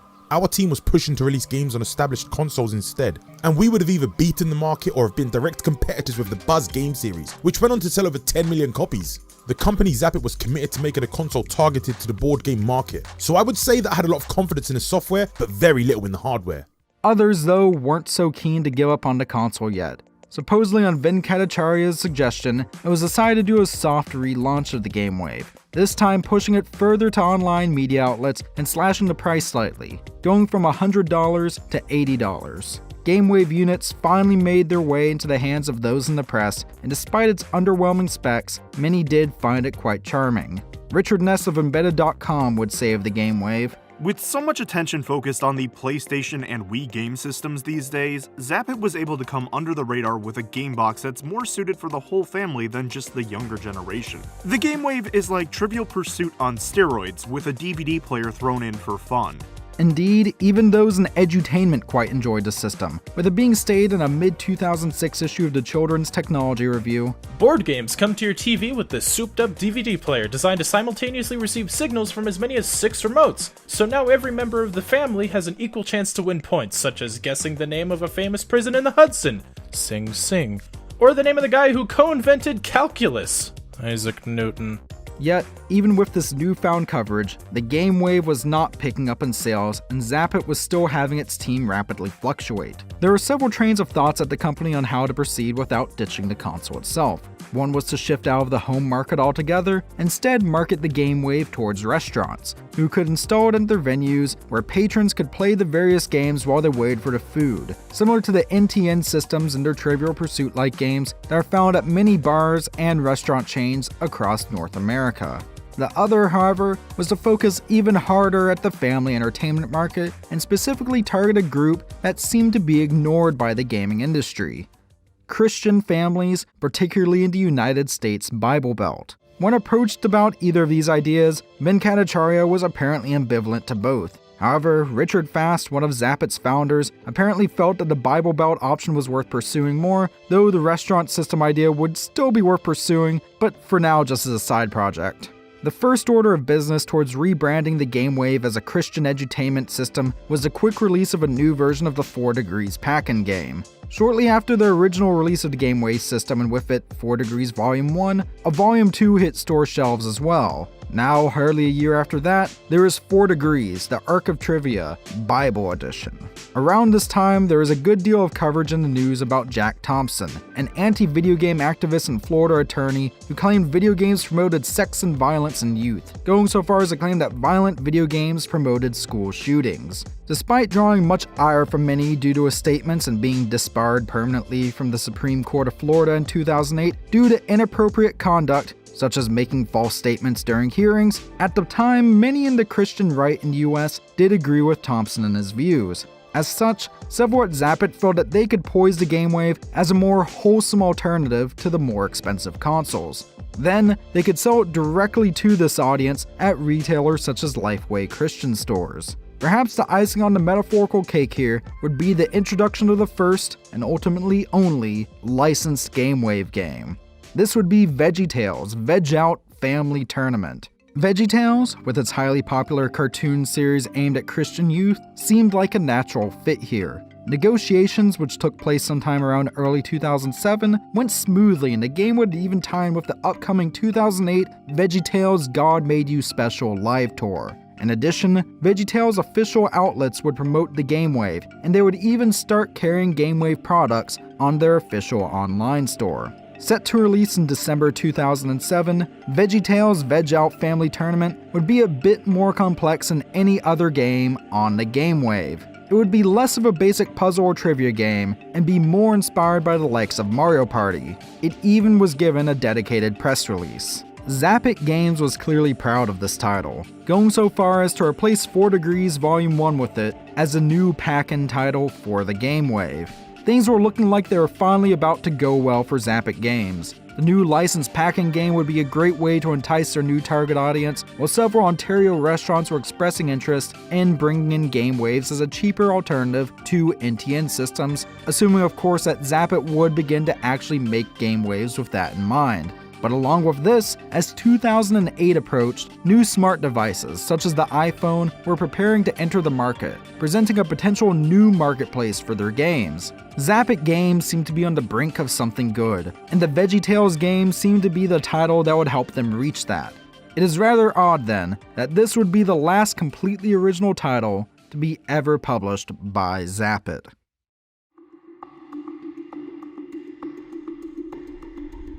$25 million.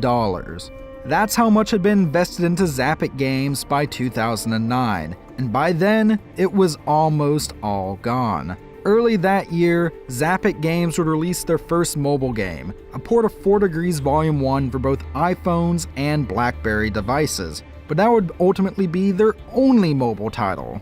Zappit had decided against entering the restaurant entertainment business as well, even though the GameWave had failed to catch on with Christian audiences, even with the help of VeggieTales. Harry Venkatacharya had promised to change Zappit Games and Nitric. He'd promised big things and had allowed for the company to completely refocus the console and even their game development plans as a whole, but none of this had really been his doing. According to Anthony Gusson, who's director of business development at Nitric, soon after we engaged him as a consultant, he gave himself the title of managing director. He was never managing director, and ultimately he produced nothing for us. We had an amicable parting of ways in 2009 or 2010. Despite Venkatacharya's seemingly great reputation among business people in the Toronto area, he had done surprisingly little at Nitric and Zappit, besides greenlighting a few things and issuing some loans. No new games were released after VeggieTales for the GameWave, though that was not for lack of trying. It was pretty obvious by 2008 that the GameWave was not going to be a big thing, but still seemed like a lovable underdog to the talented programmers and designers who'd worked on it. Mike Montanaro said at the time, "It was a pet project as I saw the potential for alternative sales channels. I had been successful in alternative channels with CPG goods in the past and wanted to see how far I could take this with them. Seemed like fun. Plus, the team was a bunch of good guys looking to do something different. I like that kind of stuff. This job was not about the money. Most of the stuff I did for them, I never billed them for. Shortly after Venkatacharya's departure, Zappit's funding dried up. The few stores that stocked the Game Wave stopped carrying it, and indeed some even wound up sitting in warehouses in the US, destined to eventually be sold off as new old stock nearly a decade later. The writing was on the wall for Zappit games. Despite having much funding pumped into them, they had never had enough funds or direction for a proper ad campaign or the killer app that any successful game platform desperately needs. Around 2010, the company quietly shut down, with those left going to find new, likely higher paying jobs, assuming that they hadn't done so already.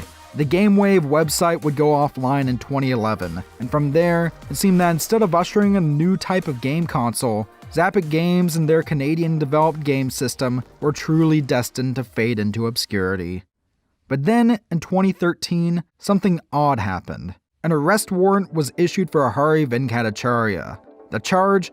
Committing millions of dollars worth of fraud. Before and during his tenure as CEO of Zappit Games, Venkatacharya was known to lend money to businesses, and indeed even make out loans to companies he was involved with.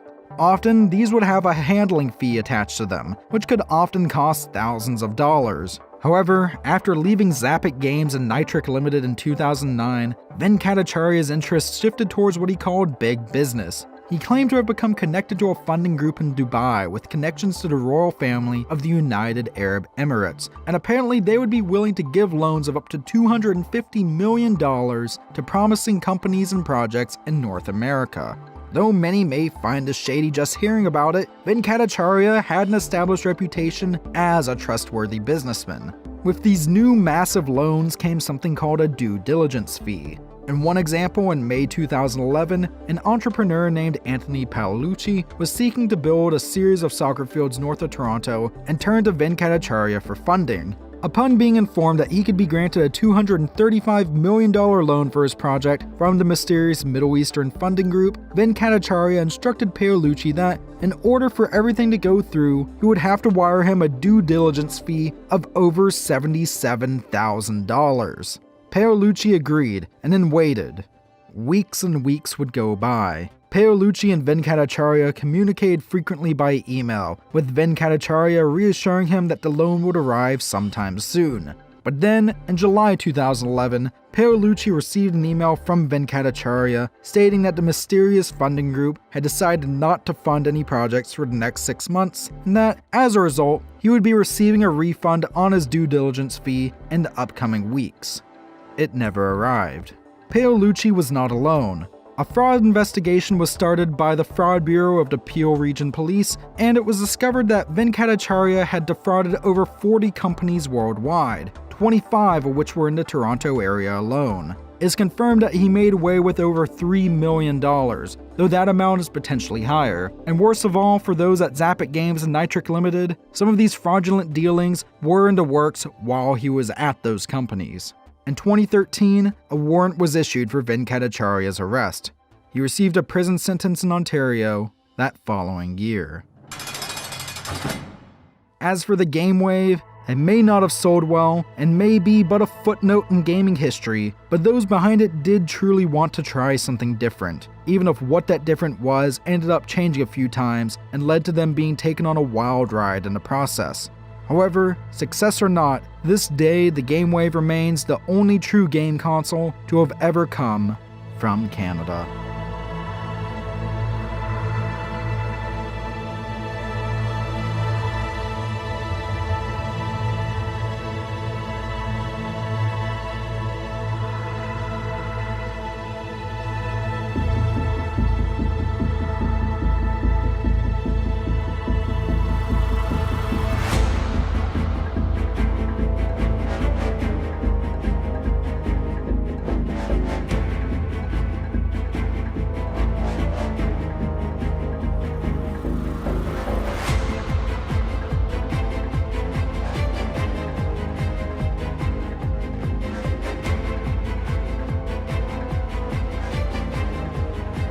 The Game Wave is a console that was intended to do something different. And it did, even if it didn't succeed at doing so. To put it lightly, the game wave failed to make waves. But I've seen some pin the failure of the game wave purely on the fraudulent actions of Hari Venkatacharya and how those tainted the reputation of this in recent years. But is it truly all his fault? Did Zappit Games merely just target an audience or audiences that had no interest in video games? Or is it something else? That's for you to decide. This is the art of failure.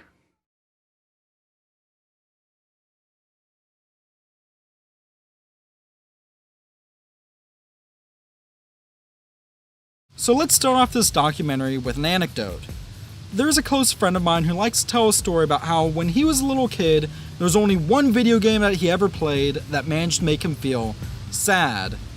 See, yes, there were a lot of games that made him happy. After all, this was the Nintendo 64 and PlayStation 1 era of gaming. He was playing the likes of Super Mario 64 and Crash Bandicoot.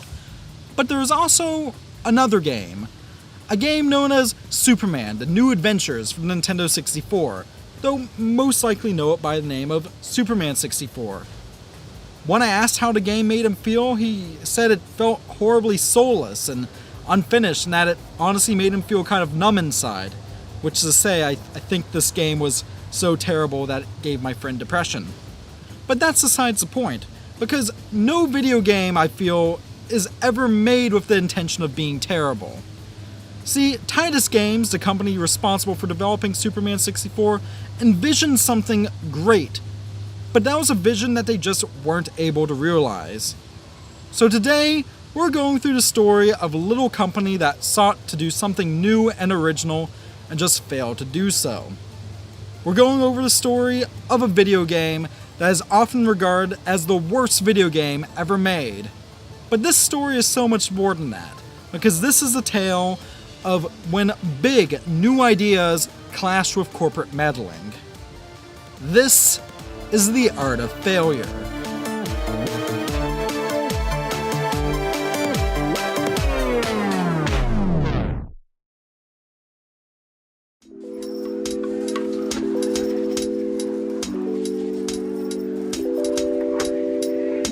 The story of Superman 64 is also the story of Titus Interactive. To truly understand this then, we must first go look at Titus's story up to around 1995, when they would get the license to make Superman games from Warner Brothers and DC Comics. Titus Interactive was founded as Titus France SA in 1985 by two brothers, Eric and Herve Kahn. However, their interest in games had begun to grow some years earlier, around 1980, when their father had brought home a Commodore PET 3032 computer, an incredibly basic home computer that was typically found in areas of business and education, not homes. The then 14-year-old Eric Kahn became quite enamored with the PET. After going through and playing the limited selection of games for the platform available at the time, he decided to learn how to make games of his own. This was an incredibly common occurrence in Europe during the 1980s, with cheap computers such as the ZX Spectrum and Commodore 64 leading to a generation of bedroom coders. Fast forward a few years to 1985, and the Kahn brothers, fresh out of high school and foregoing a university education, decided to go into business together, creating and selling games for home computers. According to Eric Kahn, it was natural to go into business together, especially as apparently his brother Herve had a knack for sales. Early on, Titus would mostly just be responsible for home computer conversions of games from companies such as Activision and Infogrames. But as time went on, Titus began to make their own original titles, and these would soon make up the bulk of the games that they developed and published. Titles from Titus's early years would include Crazy Cars, Fire and Forget, Galactic Conqueror, and Titan. Titus and, along with it, the Kahn brothers were starting to make a name for themselves in the European game development scene. In 1990, they would develop their first licensed titles, computer games based off of the Dick Tracy comics, which would be published by Disney's computer software division. The success of the Dick Tracy games would lead to those at Titus to pursue the rights to more licensed properties, leading them to develop and publish titles such as the Blues Brothers game and Lamborghini American Challenge. Speaking of America, Titus would expand and form an American and Japanese presence in the early 90s, leading to them publishing games such as ASCII Corporation's Artie Lightfoot in North America. Other notable titles from Tidus during this time would include Super Cauldron, Prince of Persia 2 on SNES, and their own rival to Sonic the Hedgehog in the form of Tidus the Fox, a game that both gave the company an anthropomorphic animal mascot of their own and was also generally well received. Dan Slingsby of CU Amiga magazine would say of the game, Tidus the Fox is easily their best platform game yet. It's a joy to play and offers more of a challenge than the usual jump and run games, due to its cunning puzzles and the sheer variety of enemy sprites on the prowl. Of course, though this title would gain an international cult following, many did not realize that it was actually just a rebranded re-release of a title from 1991 called Mokhtar, featuring French comedian Lagaffe. Still, it was enough of a success to give further credibility to Tidus as a company.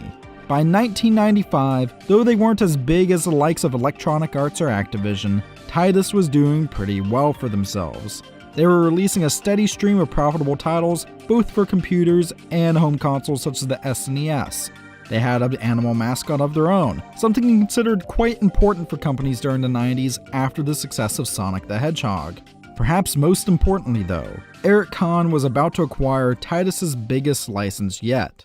That year, Tidus Interactive's Los Angeles office got word that Warner Bros. Was working on a new Superman animated series, set to air in 1996. Eric Kahn saw this as an opportunity to make games based off of the iconic American superhero. Of course, with how big Warner Bros. Was, many doubted that he would actually be able to secure the license. If there were to be new games, WB would most likely go with a larger publisher, such as EA. Even Eric Kahn was doubtful that Tidus would be able to get the license, but also as he saw it, the worst that WB could say was no. When Kahn approached Warner Bros., he was met with some skeptical interest from the media giant. According to a later interview with him, "They asked me 3 times if I was sure of what I was doing. No one else was interested enough in Superman to do a video game about him." With enough assurance though, WB did grant Tidus the Superman license. With the go-ahead given, they were now able to begin work on Superman games for the original Game Boy, PlayStation 1, and of course, the upcoming Nintendo 64.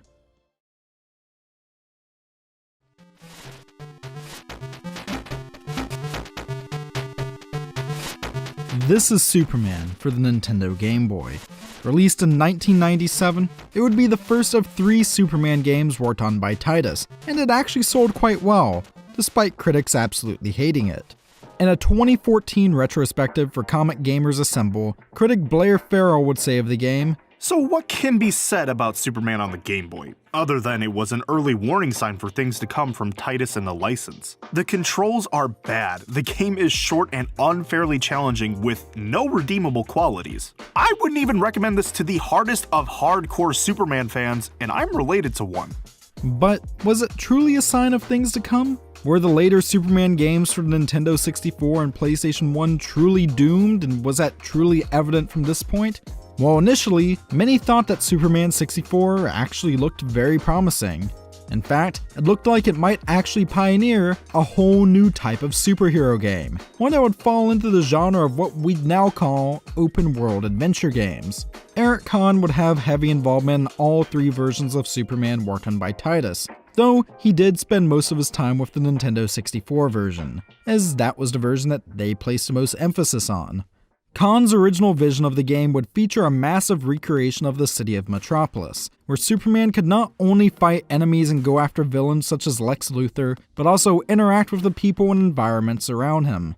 He would be able to fly around the entire city at any time, and be able to interact with different parts of the world around him using a variety of superpowers, all of which would be available from the start of the game. Of course, there were some potential roadblocks to this. First off, the game was being primarily developed for the Nintendo 64, with the PS1 Superman game intended merely as a port that would follow a few months later.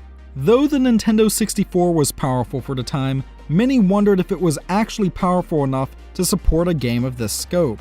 Also, there was the potential issue of space. Though the N64 was technically more powerful than the PlayStation 1, the Nintendo 64's reliance on game cartridges instead of CDs greatly restricted the amount of space games could take up. This affected many other games intended for the system, the most famous of those being Final Fantasy VII. Reportedly, developer Square Enix decided to shift development exclusively to the PlayStation after realizing it would take up 13 whole N64 cartridges. The other major issue here would be the length of development. The Superman animated series would come out in 1996, but due to the ambitious nature of Superman 64, a release date of sometime in late 1997 was being aimed for. This would require patience and understanding from both DC Comics and Warner Brothers, virtues that initially did seem to be present. During the initial negotiations for the Superman license, Eric Kahn had formed a friendly working relationship with the Warner Brothers licensing team, leading him and those working with him to feel like they were truly working on something special. But then, unexpectedly, shortly after Titus gained the Superman license, WB did some internal reshuffling, which included firing the team that had worked with Titus up to this point. The next team would not be so amicable. In a 2015 interview with Playboy, Kahn would say of them, "The next people in charge hated us from the first minute they saw us and our project. They believed a major company such as EA Games would pay more and create a better product." He would go on to say in our own email interview, "The game suffered a lot from the supposed poor understanding of WB and DC Comics." After presenting their idea involving Superman exploring a large, lifelike metropolis, Warner Brothers responded by requesting that they change the game to be more of a SimCity style of game, one where Superman would take on the role of mayor of Metropolis. Kahn and his team were very opposed to this. After much back and forth, WB agreed to let them keep it as an action-adventure title, though the scope would not be nearly as big as before. It seemed, though, that they still had the opportunity to make a truly great title, but their troubles with WB were actually only just starting. It was already clear that the licensing team at WB didn't feel confident in Titus's ability to develop a great game, and thus they began to heavily micromanage the project. The Titus team would often receive feedback on game ideas from WB simply just stating, "Superman would never do that." It soon got to a point where every new feature, Superpower Edition, villain, and plot thread had to be run through WB for approval before it could appear in the game. If the Warner Brothers team disputed any of it, Kahn and his team would have to back it up with specific proof from somewhere in the Superman lore, most often from the comics. They would then have to show their work to WB by providing specific comic issue numbers, years, and page numbers. This led to Kahn often spending hours poring over comics, researching Superman inside and out, time that, he has lamented, could have been spent actually working on the game. According to Kahn himself, "We had to prove that Superman can break a door with a foot kick, that he could fly underwater, and at the end, we almost knew more about the history of Superman than the folks involved at WB to validate our progresses." WB continued to take up issues with the game, often over seemingly trivial aspects. For example, despite Superman in both the cartoon and comics beating up criminals in a world very similar to our own, WB had an issue with Titus creating a game in which Superman could beat up quote-unquote real people. Thus, as a workaround, the final plot of Superman 64 thus involved Lex Luthor creating a virtual world in which Metropolis citizens, such as Lois Lane and Jimmy Olsen, were trapped inside. This both allowed Titus to get around the real people issue, while also giving WB an excuse to make them lock which power Superman could use behind power-ups. WB would apparently force a few other changes. Superman 64, upon release, would gain infamy for its strict early stages, in which Superman had to fly through rings. These rings originally were intended to be nothing more than simple tutorials to help teach players how to control Superman in the air, but this changed as development went on. Stages were also shortened over time, with the biggest change to them coming in the removable, destructible stage portions, as WB didn't want a game in which Superman could, and I quote, act as a bad person. The Titus team would continue to make changes to try to appease Warner Brothers, but the process would mean the continued lack of time to spend on areas of the game such as optimization and bug testing. Another infamous part of the final release would be its small draw distance, with parts of levels appearing to be covered in fog until approached by the player. In-game, this would be passed off as merely part of Lex Luthor's simulation, while in reality, it would be a side effect of the game being poorly optimized to run on the Nintendo 64. Superman 64 was going through a bit of development hell, and for a while, those at Titus wondered if it would ever get released. But then, seemingly miraculously, in 1997, a demo version of Superman 64 was completed and greenlit by WB, being shown off at the E3 Expo in Los Angeles that year along with the Game Boy game, which had been developed on the side. Superman 64 appeared somewhat rough, but the overall reception from those who played it at E3 was positive. Many people were really excited to play the final version, and word began to spread and pre-orders started to come in, especially after a limited edition comic book was announced to come with pre-ordered copies of the game. According to Joseph Sadkowski in the August 1997 issue of Animation World magazine, players become the Man of Steel in order to stop Lex Luthor from using the Lexo Skelly 5000 to take over the world. Featuring stunning 3D environments, various fight levels, and rescue operations, this is a game to look forward to later this year. There are a few areas of the game's development where the details are murky. For example, controls are noticeably clunky in the final version, particularly during the flying stages, and it kind of makes me feel like the game had to have had its development restarted sometime late on. But according to Khan, this was not the case. Apparently development didn't have to be restarted at all at any time past the early stages. Oddly enough, though the controls are something many bring up when discussing Superman 64 today, most who played the 1997 E3 demo seem to be quite happy with what they experienced. In addition, due to the high amount of bugs in the game, and just the overall process of dealing with Warner Brothers himself, the game was delayed. It was first pushed back to 1998, before finally being pushed back again to May of 1999. By 1999, the end of Titus's license with Warner Brothers was fast approaching. Though Khan had many worries about the game's look, feel, and overall playability, he also felt that they had to get the game out sometime soon. Besides, by this point, they had already missed the game's original marketing deadline by nearly 6 months. Despite the issues with development, Khan and those at Titus still tried to hype up the game as best they could. At some points, though, this hyping up perhaps crossed into the realms of hyperbole or even truth-bending, as seen by interviews where the game's complex interaction systems, in which Superman could apparently set up chain reactions by throwing cars at one another, was discussed at length. Eric Khan knew that Superman 64 was no longer going to be a great game. It was radically different than the game he had envisioned, but he also knew that the game was going to have to be released at some point. It was either now or never, especially with the impending loss of license. So finally, on the 31st of May 1999, Superman: The New Adventures was released for the Nintendo 64 in North America. A European release would also come the following month. Whether the game would be a success or ruin Titus's reputation, that was still to be seen. Lois Lane and Jimmy Olsen have been kidnapped. Who will save the day? You are Superman. All the powers are yours. Flight, heat vision, super speed, super strength, freezing breath, and X-ray vision. This was the first commercial for Superman 64. The hype was astounding for this game. People had lined up for pre-orders, especially after the game was shown off at E3 1997. But after release in 1999, some began to line up again, this time to return their copies. It's no secret that Superman 64 was critically panned. According to Matt Casamassina of IGN, having grown up with the Man of Steel, Superman for Nintendo 64 is a huge, whopping disappointment for me.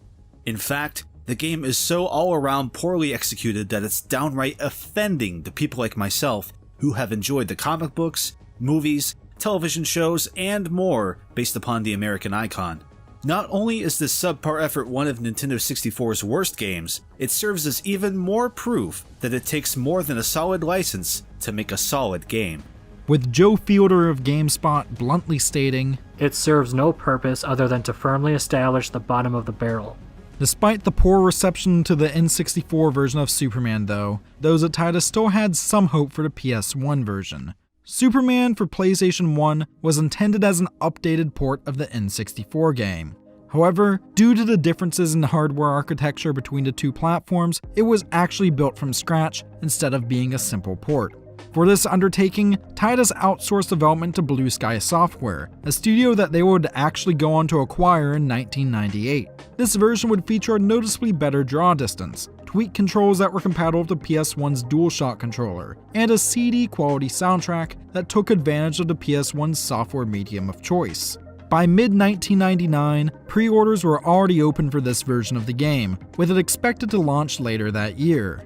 However, continued delays caused Superman for PS1 to be pushed back until 2000.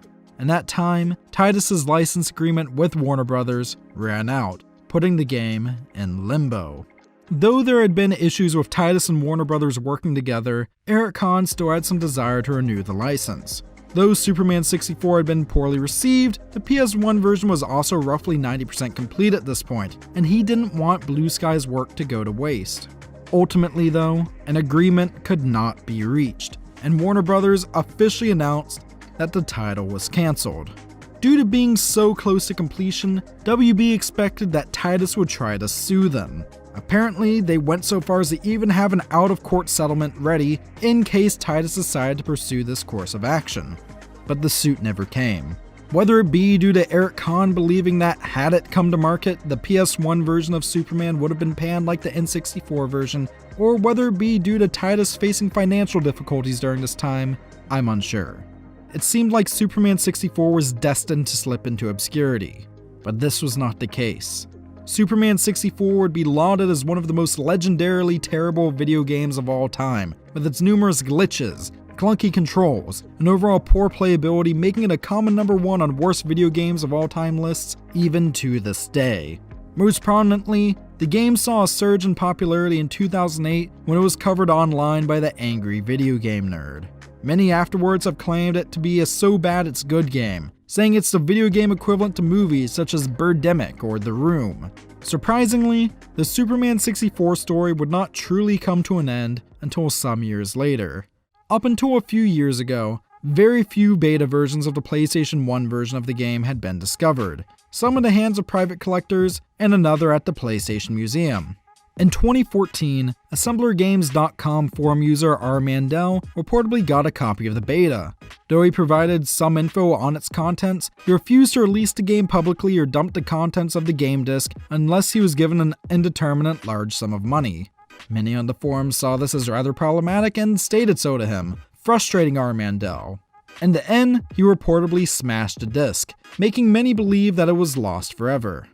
But then, in 2018, a new beta version of the game was discovered, with the news being released by Twitter user @GameRave. It has since been released publicly, now available for anyone who wants to download and play the PS1 version of the game for free. But whether it's truly better than the N64 version, that's for you to decide. As for Titus Games, Superman 64 seemed to signal their downfall. In 2001, they would acquire Interplay Games, only to be swallowed up into Interplay upon filing for bankruptcy in 2005. Though the Kahn brothers had created their studio with the intention of being the next big game developer, and Superman 64 had begun development with the intention of it being the start of something truly new and great, Titus Games was not meant to last.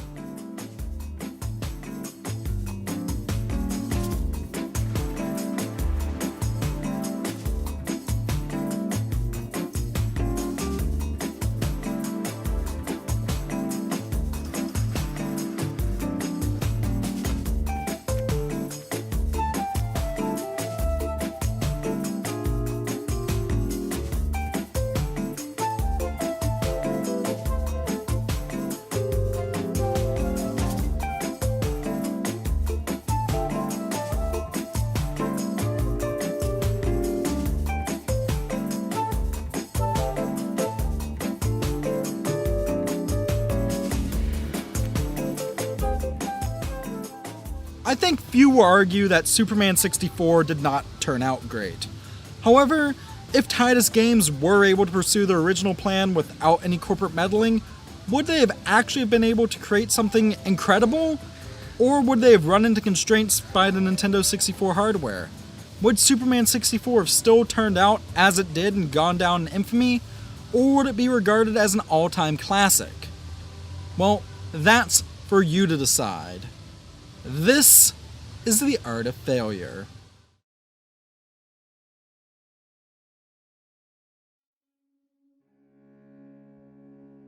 There's a famous quote from esteemed Nintendo game designer and producer Shigeru Miyamoto that goes, "A delayed game is eventually good." but a rushed game is forever bad. And throughout the art of failure, we've looked at games that perhaps needed more time in development. We've seen the effects of rushing development to reach a holiday release date and rushing to beat an expiring license. Yet, we've also seen the effects of allowing for delays, and that ultimately working out for the better. But sometimes, all of the delays in the world can't save a game. Sometimes a game gets delayed to the point that's assumed it will never come out. Sometimes a game gets delayed to a point where it seems impossibly big in scope. And sometimes a game winds up in development purgatory, an odd state of limbo where it has almost no chance of escaping. The story we're telling today does not solely deal with delays. Rather, this is a story of ambitions and dreams. It is also a story of stress, sickness, confusion, and exhaustion. This is the story of a game that many thought could change an industry, but never even had the chance to try. This is the story of Sonic X-Treme for the Sega Saturn, and its death during development.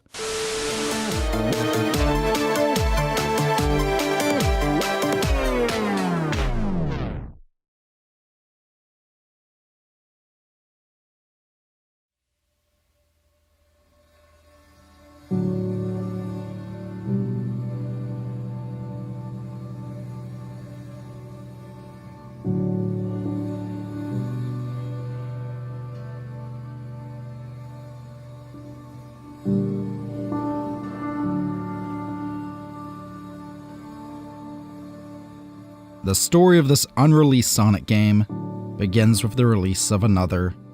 We find ourselves in late 1994 at the Sega Technical Institute, located at 255 Shoreline Drive in Redwood City.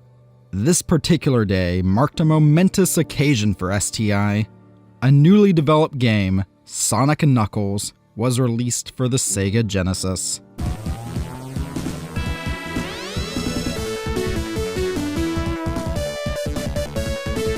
Sonic & Knuckles was the culmination of years of work put in by an incredibly talented group of programmers and designers known as Sonic Team. It was the fifth mainline title in the Sonic the Hedgehog series. It was the fourth of those on the Sega Genesis hardware. It would be a huge success and further cemented Sonic himself as one of the defining pop culture icons of the 1990s. But 5 years prior, parent company Sega didn't have a Sonic. Sega didn't have a Sonic Team. Sega barely had any market presence outside of arcades. They were not a household name in Japan, and especially weren't in North America. Their predecessor to the Genesis, the Sega Master System, had only managed to sell well in parts of Europe and Brazil, which, though impressive, was not the success that those in charge of Sega Enterprises were looking for. In the United States in 1989, there was only one video game company that seemed to matter to the masses: Nintendo. Nintendo, through both aggressive marketing and dubiously legal exclusive licensing agreements, had managed to make their NES console a staple of 1980s households. Though competition to their platform had come from companies such as Sega, Atari, and even smaller companies such as Worlds of Wonder, none of them were able to dethrone Nintendo as industry kings. What bolstered the NES's dominance was that many NES consoles shipped with a killer app as a pack-in title. This was the original Super Mario Bros., a side-scrolling platforming game that was so successful that propelled the titular Super Mario to superstardom. Mario even went on to colloquially get the nickname of Mr. Video Game. Come 1989 though, and Sega had a plan to take on Nintendo's aging 8-bit console. Genesis from Sega. Genesis, the new generation in video games.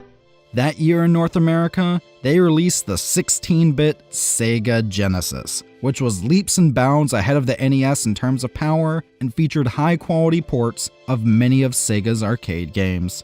Within months of release, it seemed like a flop. After doing some internal reshuffling, including bringing on a new executive for Sega of America in the form of Thomas Kalinske, it seemed that the Genesis could turn around. But Those at both Sega of Japan and Sega of America knew that the Genesis needed a killer app of its own, one that both played better than Super Mario Bros., but also featured a character who was everything that Mario wasn't. That was to say, they needed a character with a bit of edge and attitude to counter Mario's seemingly staunch family friendliness. By 1990, Sega was tired of being a distant second to Nintendo in terms of sales. Though they already had a platforming mascot in the form of Alex Kidd, many felt that he was too similar to Mario to truly set Sega apart. As such, an internal competition was held at Sega of Japan, where those working there could submit their own designs for a new company mascot. These would eventually include a rabbit, a warrior clown, a chicken wearing shades and skinny jeans, and even a cross between Teddy Roosevelt and Santa Claus. The winning design would come from designer Naoto Oshima. It would be a small blue hedgehog with massive spikes. He would wear red buckled shoes based off of those worn by Michael Jackson on the cover of his Bad album, and he'd have a sensible but impatient personality. Oshima claimed that attribute was based off of then US presidential candidate Bill Clinton. Initially, this character would be known as Mr. Needlemouse. However, he'd soon be christened Sonic the Hedgehog. Danita Stokes, president of HAG. It's bad enough that Sega Genesis has the most 16-bit games, but this new Sonic the Hedgehog, oh, he really doth my doilies. They say he's incredibly fast. Well, what's the hurry, mister? And about his attitude. Smarty pants. Why can't it be more like that nice boy Mario? Oh! Little brat!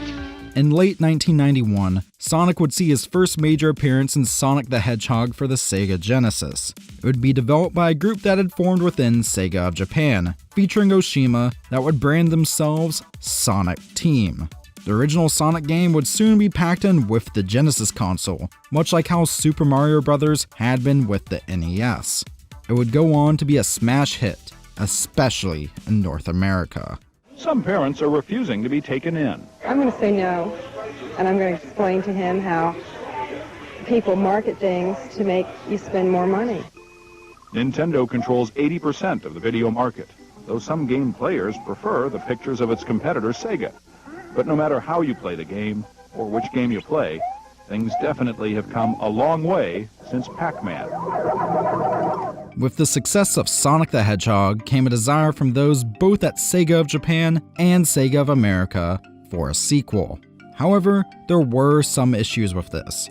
Despite the design of Sonic himself being claimed by Oshima, the actual game engine for Sonic 1 had been created by programmer Yuji Naka. That's to say, Naka was responsible for the core of what made the game tick. Despite Sonic 1's success, Naka was not getting along well with management at Sega of Japan. Thus, after months of unhappiness and embroilment in company politics, he left Sega, hoping to find work elsewhere in the gaming industry. Meanwhile, in California, Sega of America had hired a man by the name of Mark Cerny, famous for creating the arcade game Marble Madness. His task was to set up a new development studio for Sega of America, one that would bring together game designing and development talent from both within the US and abroad. Their mission would be to develop new, character-based games for Sega platforms that could be potentially grown into entire series. This would be the Sega Technical Institute. For the creation of Sonic the Hedgehog 2, Cerny brought over several members of the original Sonic team from Sega of Japan. This ultimately included Yuji Naka. Despite declaring that he was done with Sega after leaving their Japanese branch, Naka had been contacted by Cerny shortly afterwards and made a new offer. The deal would be that Naka would come to America and work at STI, and in return, he would have both more creative control and a higher salary. As such, work soon began on Sonic 2, which thanks in part to a powerful marketing campaign, became one of the most anticipated games of 1992. Meanwhile in Japan, Oshima was working on another new Sonic game, with a different team. This would not be a cartridge-based game like Sonic 1 or 2, but rather would be for the CD-based Sega CD add-on. Fittingly enough, this game was titled Sonic CD.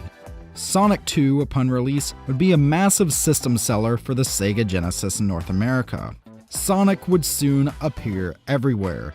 He'd have comics, cartoon shows, and in 1993 would be the first video game character to ever be featured in a Macy's Thanksgiving Day parade. Though Nintendo had tried to counter Sonic with the release of a new Mario game for their Super Nintendo system, this being Super Mario World, the success of Sonic, and in turn the Genesis, meant that Nintendo no longer reigned unmatched in North America. This era of intense rivalry between Nintendo and Sega would eventually become known as the Console Wars. However, not all was perfect at Sega. The Sega CD add-on had been released earlier in 1992, and had not been a smash hit. Despite being able to add additional power to Genesis consoles and the ability to play both games and audio CDs, a $300 USD price tag, along with the need to already own a Genesis console to make use of it, meant that sales were somewhat slow. Indeed, even when Sonic CD was released in 1993, the Sega CD didn't pick up much steam. In addition, though the Genesis was a huge success in North America, it was a distant third in sales in Japan, trailing behind both the Super Nintendo and NEC's PC Engine console. Some internally at SOA suspected jealousy from their Japanese counterparts, but times were still good in North America. Sonic 3 would come in February 1994, with Sonic and Knuckles following later that year. It seemed like Sega and STI were on top of the world. But following Sonic and Knuckles' release, much of Sonic Team headed back to Japan. Where does this thing go? I don't know. What kind of cable is that? It's coaxial, man. Come on! Where are we, man? This is crazy. Yeah, but it's cool. Whoa! Got cable TV? Get Sega Channel. Hook in your Genesis, choose from up to 50 games a month, and play them 24 hours a day. It's here and it's real. I get the winner. The landscape of gaming had changed since 1989. Sega was no longer perceived as a cool underdog, and the Genesis had become a massive success in North America. Nintendo was also no longer their only major competition, with new consoles rapidly appearing, including a then upcoming powerful CD-based machine from Sony. This would be the PlayStation. In addition, due to middling sales of the Genesis in Japan, SOJ wanted to leave the Genesis behind and move forward with a new console. In around 1994, Sega Enterprises began to look to the future. In Japan, focus was placed on a new 32-bit machine that could perhaps take on the PlayStation. This was called Project Saturn. In North America, however, plans were made for a new system that could extend the life of the aging Genesis. This was called Project Mars. Around the same time in early 1994, a proposal was put together by a small team at STI for a new Sonic game, one that would be Sonic's first foray into a 3D world. Planned for the Mars hardware and featuring characters from the Sonic Saturday morning cartoon show, it would be envisioned by a team consisting of designers and developers Michael Kosaka, Don Goddard, and Chris Sen. Kosaka served as lead designer, while Goddard served as programmer. Sen, on the other hand, had only recently joined the project after volunteering to do some animation work. They would pitch their game idea to Sega of America on the 17th of May, 1994. Despite having a different playstyle from earlier Sonic games, this project, called Sonic Mars, would show potential. To the surprise of some, it would soon get the green light from Sega of America. Upon learning this news, Yuji Naka apparently just shook his head and said good luck. Work would continue on the Sonic Mars project through the following months, and the team would grow and change. New people would join STI during this time, including associate producer Mike Wallace, who would later become producer on this next generation Sonic title. Thus, here we are in 1994 with the stage set. Wallace perhaps defined this era best when, in a 2004 interview with LostLevels.org, he released a Sonic X-Treme development timeline with a preface that will be paraphrased as follows. To fully understand the entire situation, you must fully understand the players. There's Sega of Japan, SOJ, the parent company of Sega of America, the rulers of the palace.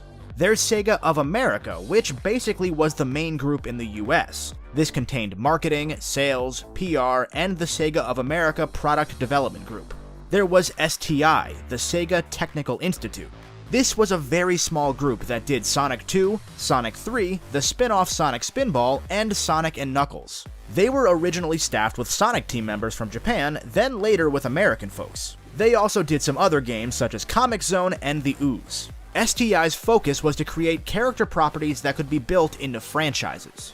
There was Sonic Team, based in Japan, which was mostly Yuji Naka's group, and as for Naka, many credit him with creating Sonic. Those within STI who I spoke to when I arrived say this wasn't true. Never met him because he had departed the US by the time I started at STI.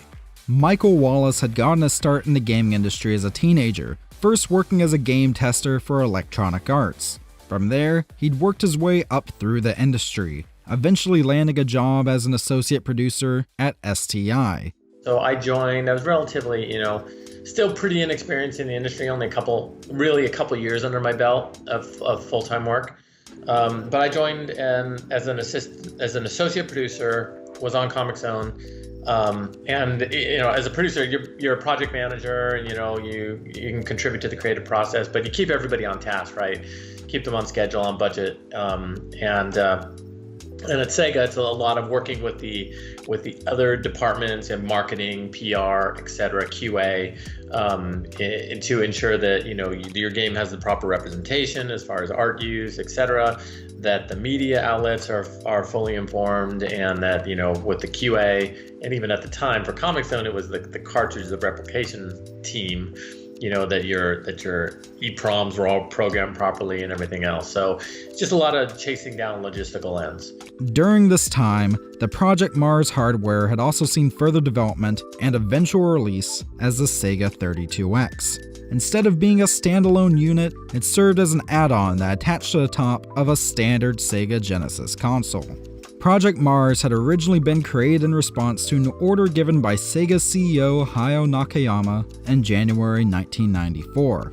His instructions: develop a new 32-bit console that will be powerful enough to move the company forward. Despite originally being envisioned as a standalone console, after several Sega of Japan engineers traveled to America and met with producer Joe Miller, the scope was changed to instead be an add-on. Meanwhile, the Saturn console had already been in development for nearly 2 years, and was rumored to be a true 32-bit successor to the Genesis. It was said to be on par with Sega's technically impressive arcade hardware for the time. It was also rumored to contain both a CD drive and a cartridge slot, being able to potentially play its own impressive titles and be backwards compatible with the Genesis. Both the imagination of the wider gaming public and those within Sega of Japan was caught more by Project Saturn than Project Mars. As such, the Saturn was poised by SOJ to be the true successor to the Genesis. However, Sega of America still wanted to extend the Genesis's lifespan, as it was still selling extremely well. Thus, they took on Project Mars themselves, revealing it to the world as a Sega 32X at the Sega's Gamers Day press event in June 1994. Machine has appeared in homes across America. Double and redouble his power. 32. 6 times more powerful than 3DO. Alright, baby. 40 times more than Super NES. Hey, yo, there is no 32-bit Super NES. Are we gonna see the games or what? Show me! Increase the power of 40 times. Thank you. Reception was lukewarm though, perhaps even confused, as by this point, Sega of Japan had already announced the Sega Saturn. In addition, the 32X had some odd quirks, including a need for its own power supply, in addition to that of the Genesis. Sega of Japan was also unhappy with SOA and the 32X, with some internally seeing the new add-on as nothing more than a way to dilute the potential Saturn user base. Plus, due to requiring a Genesis to be used, the 32X was nowhere near as powerful as a Saturn. In late 1994, Japanese Saturn units arrived at the STI offices, along with copies of the fighting game Virtua Fighter. This cemented the 32X as an internal joke at STI. I remember we got Japanese Saturns in the office, and everybody spent so many days playing Virtua Fighter because they loved it. And then I remember Virtua Fighter came out on 32X, and we're like, this is terrible, right? It was the butt of many jokes internally, even amongst the developers at Sega. Perhaps poetically, the Sega 32X would finally see release in North America on the 22nd of November 1994, the same day that the Sega Saturn saw release in Japan. Perhaps most damning for Sega, due to being released so close to the Saturn, some third-party developers would be turned away from working with Sega, fearing that they would be making games for hardware that would quickly become obsolete. Meanwhile, Sonic Mars, now known as Sonic 32X, was continuing along in development. By the end of 1994, though, most of this early progress had just culminated in some technical prototypes and character concept art. But even then, work was continuing at a pace that led some to believe that Sonic 32X could be a major system seller for Sega's new successor to the Genesis. Assuming, of course, that that's what the 32X platform was intended as. 1994年、それははるか土星で開発された。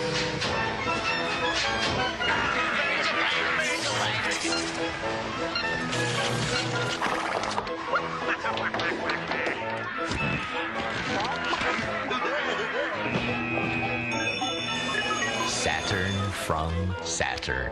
64ビット級ゲームマシン、セガサターン地球新発売。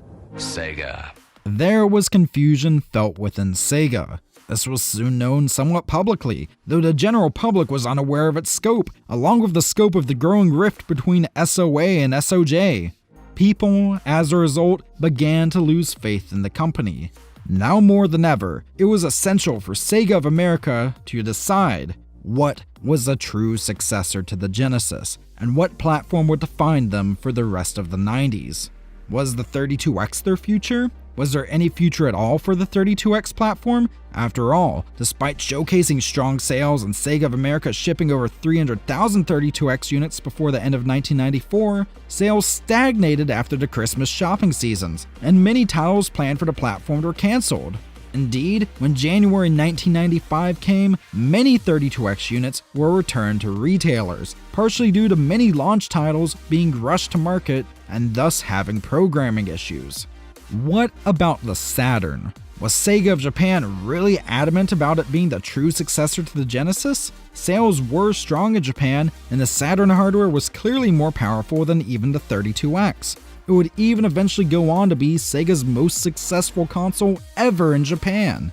However, due to the strong sales of the Genesis in North America, Sega of America was still apprehensive to release it.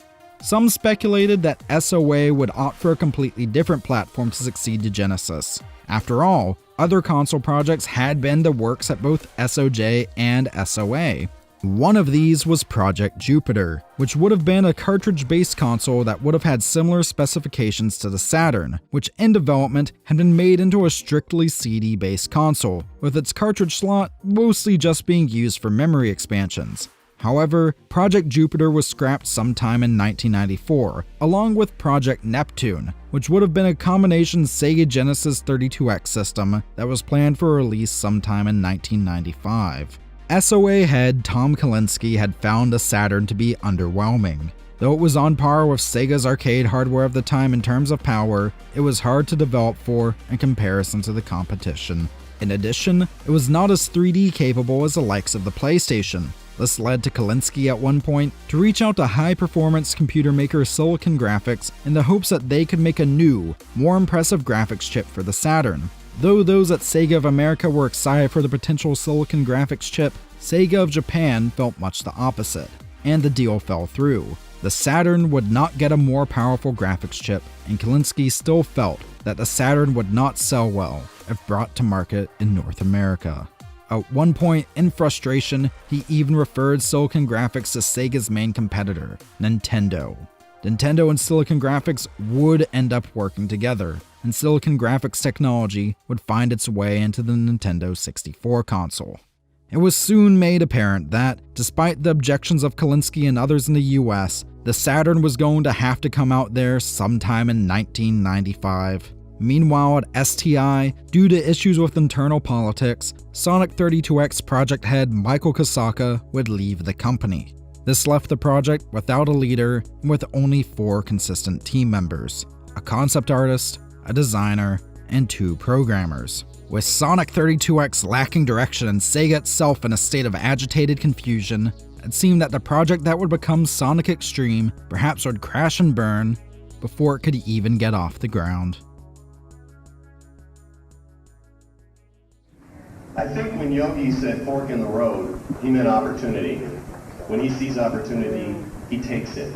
So do we. We're taking all the opportunities we can to make this business soar. And since I began my remarks with an announcement, I may as well finish with another. We started our rollout of Sega Saturn yesterday. We're at retail today in 1,800 Toys R Us, software, etc., and electronic boutique stores around the US and Canada. This was part of Sega's press conference at the first ever Electronic Entertainment Expo, or E3 for short. Along with Sega, there was also console manufacturer presence from Sony, who had their PlayStation console already out in Japan and coming out just a few months later in North America, and Nintendo, who still had their Nintendo 64 console going through development. Sega of America had made plans for a huge launch for the Saturn in the US, creating a massive nationwide event called Saturn Day that would take place in late 1995. However, their chosen date would come within mere days of the launch of the PlayStation. Thus, during their E3 press conference, Tom Kalinske announced that the Sega Saturn would be out that very day. It would only be at select retailers and would cost $399 US. This announcement had come as a surprise and shock to many. Though the Saturn had beaten the PlayStation to market in North America by several months, the surprise launch had incensed many people, including several game developers and game retailers, who were already eagerly planning for Saturn Day. Some went so far as to even blacklist Sega, vowing to never work with them again. As for Sony, they had just this to say about the PlayStation's price during their press conference.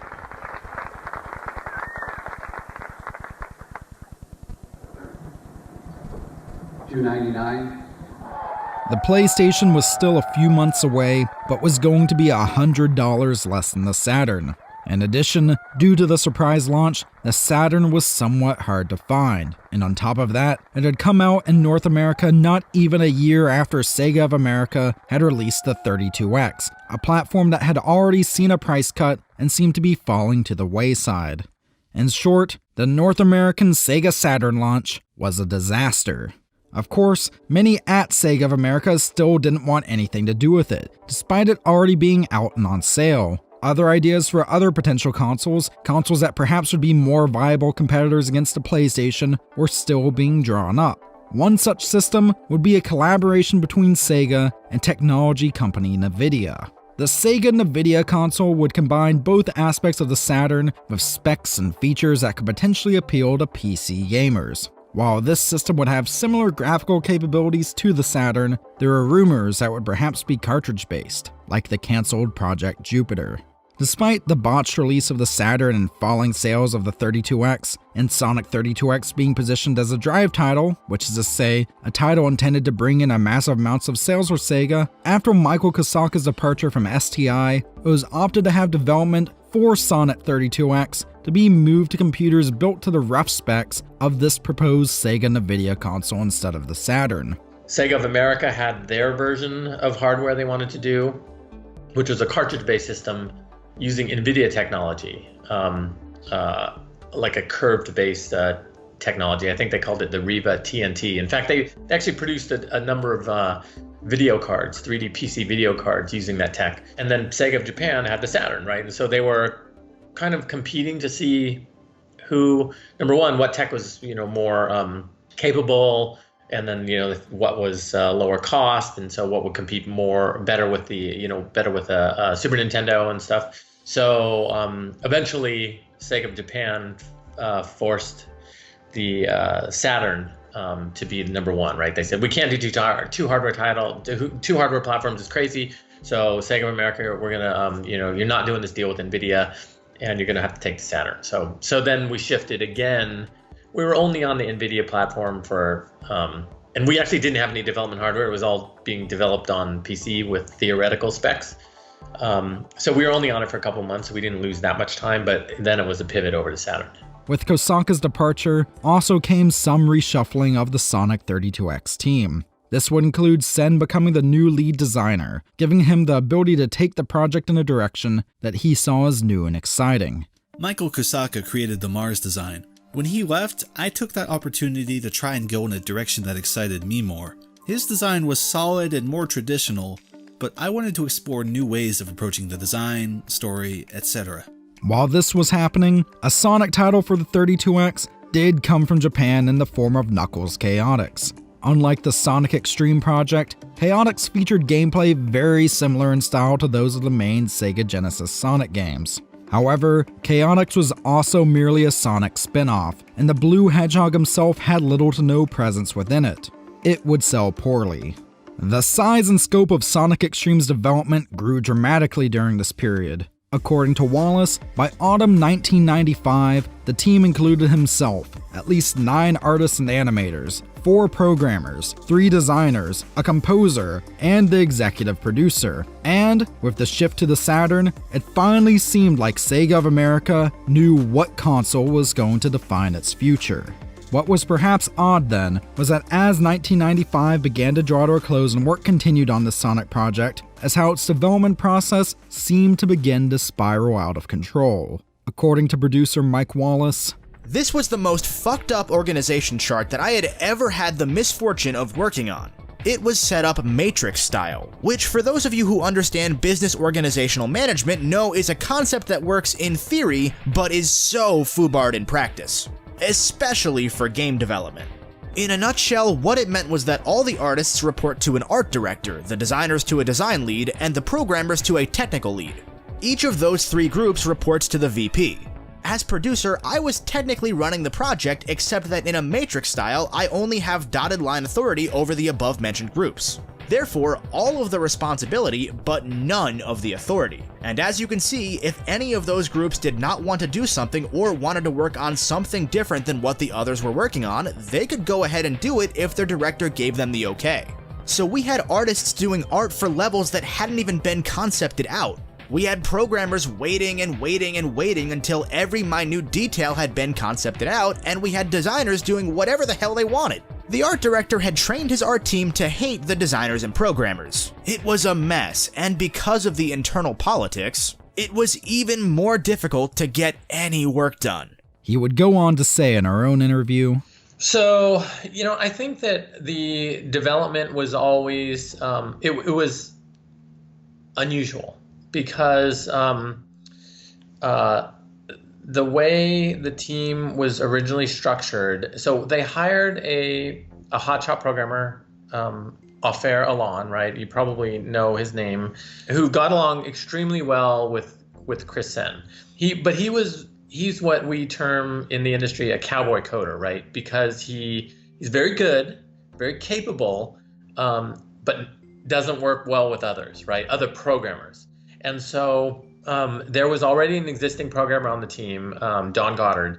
And so when Ofer came in, they immediately clashed, right? So they had an immediate clash. And also Ofer was allowed by the VP of STI to work from home often. And so a lot of times he was not in the office. And because he was primarily working on the PC rather than on the Saturn, he had to then port code over to the Saturn, on a regular basis. Now, he had never done a console title before, and when you're working on PC, you've got, you have memory managers, you've got all these systems that kind of manage all this stuff for you. But when you're working on console, you don't have that.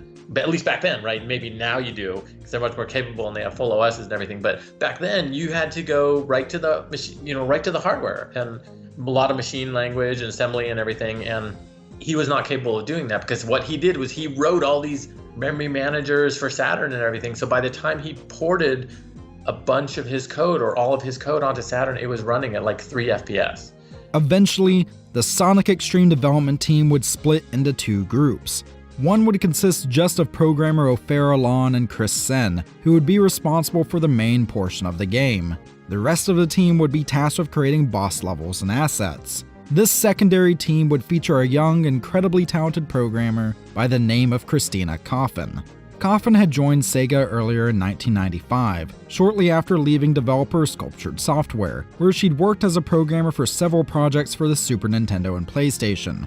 Her programming skills would make her one of the X-Treme project's greatest assets. Meanwhile, with Alon and Sen, their part of Sonic X-Treme was running into an entire fleet of issues. Ofer Alon was doing all of his coding work on a PC. He intended to port over his work to the Saturn at a later point.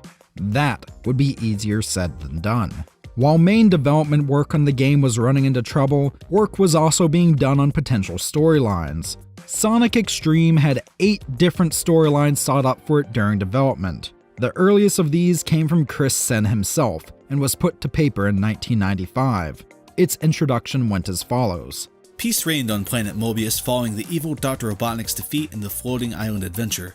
For a long time, the inhabitants enjoyed a tranquil existence. It seemed to most Mobites that Robotnik had packed his bags and left their world for a different place. Sonic, though, had a different opinion. For as long as he could remember, Ivo Robotnik had a burning desire to control the power of the Chaos Emeralds. It seemed odd that he would ever lose interest in them. Sonic wanted to get to the bottom of this mystery and sent Tails to the floating island for Knuckles. Once together, Sonic, Tails, and Knuckles formulated a search plan. Deciding to meet back at Knothole with any news of Robotnik's whereabouts, Knuckles and Tails took off to the skies in the biplane while Sonic scorched across the land. That was the last Sonic saw of his friends. However, the most popular storyline that was considered for Sonic X-Treme was also the one that was eventually used in marketing.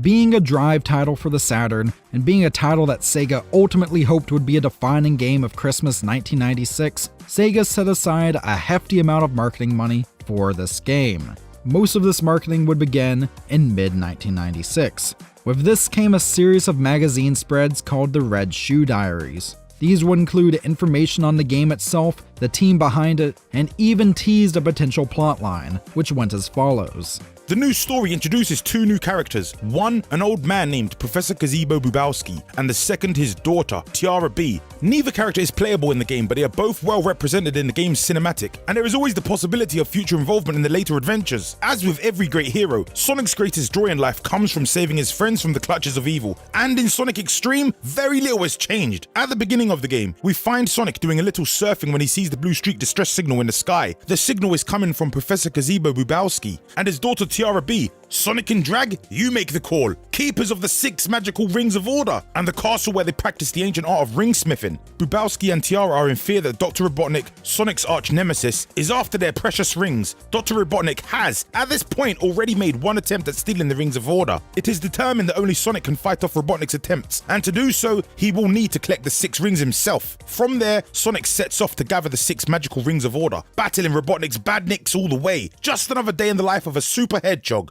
Though Tiara B is mentioned as being unplayable, this was not always the case. In fact, Chris Sen had originally wanted there to be a variety of playable characters.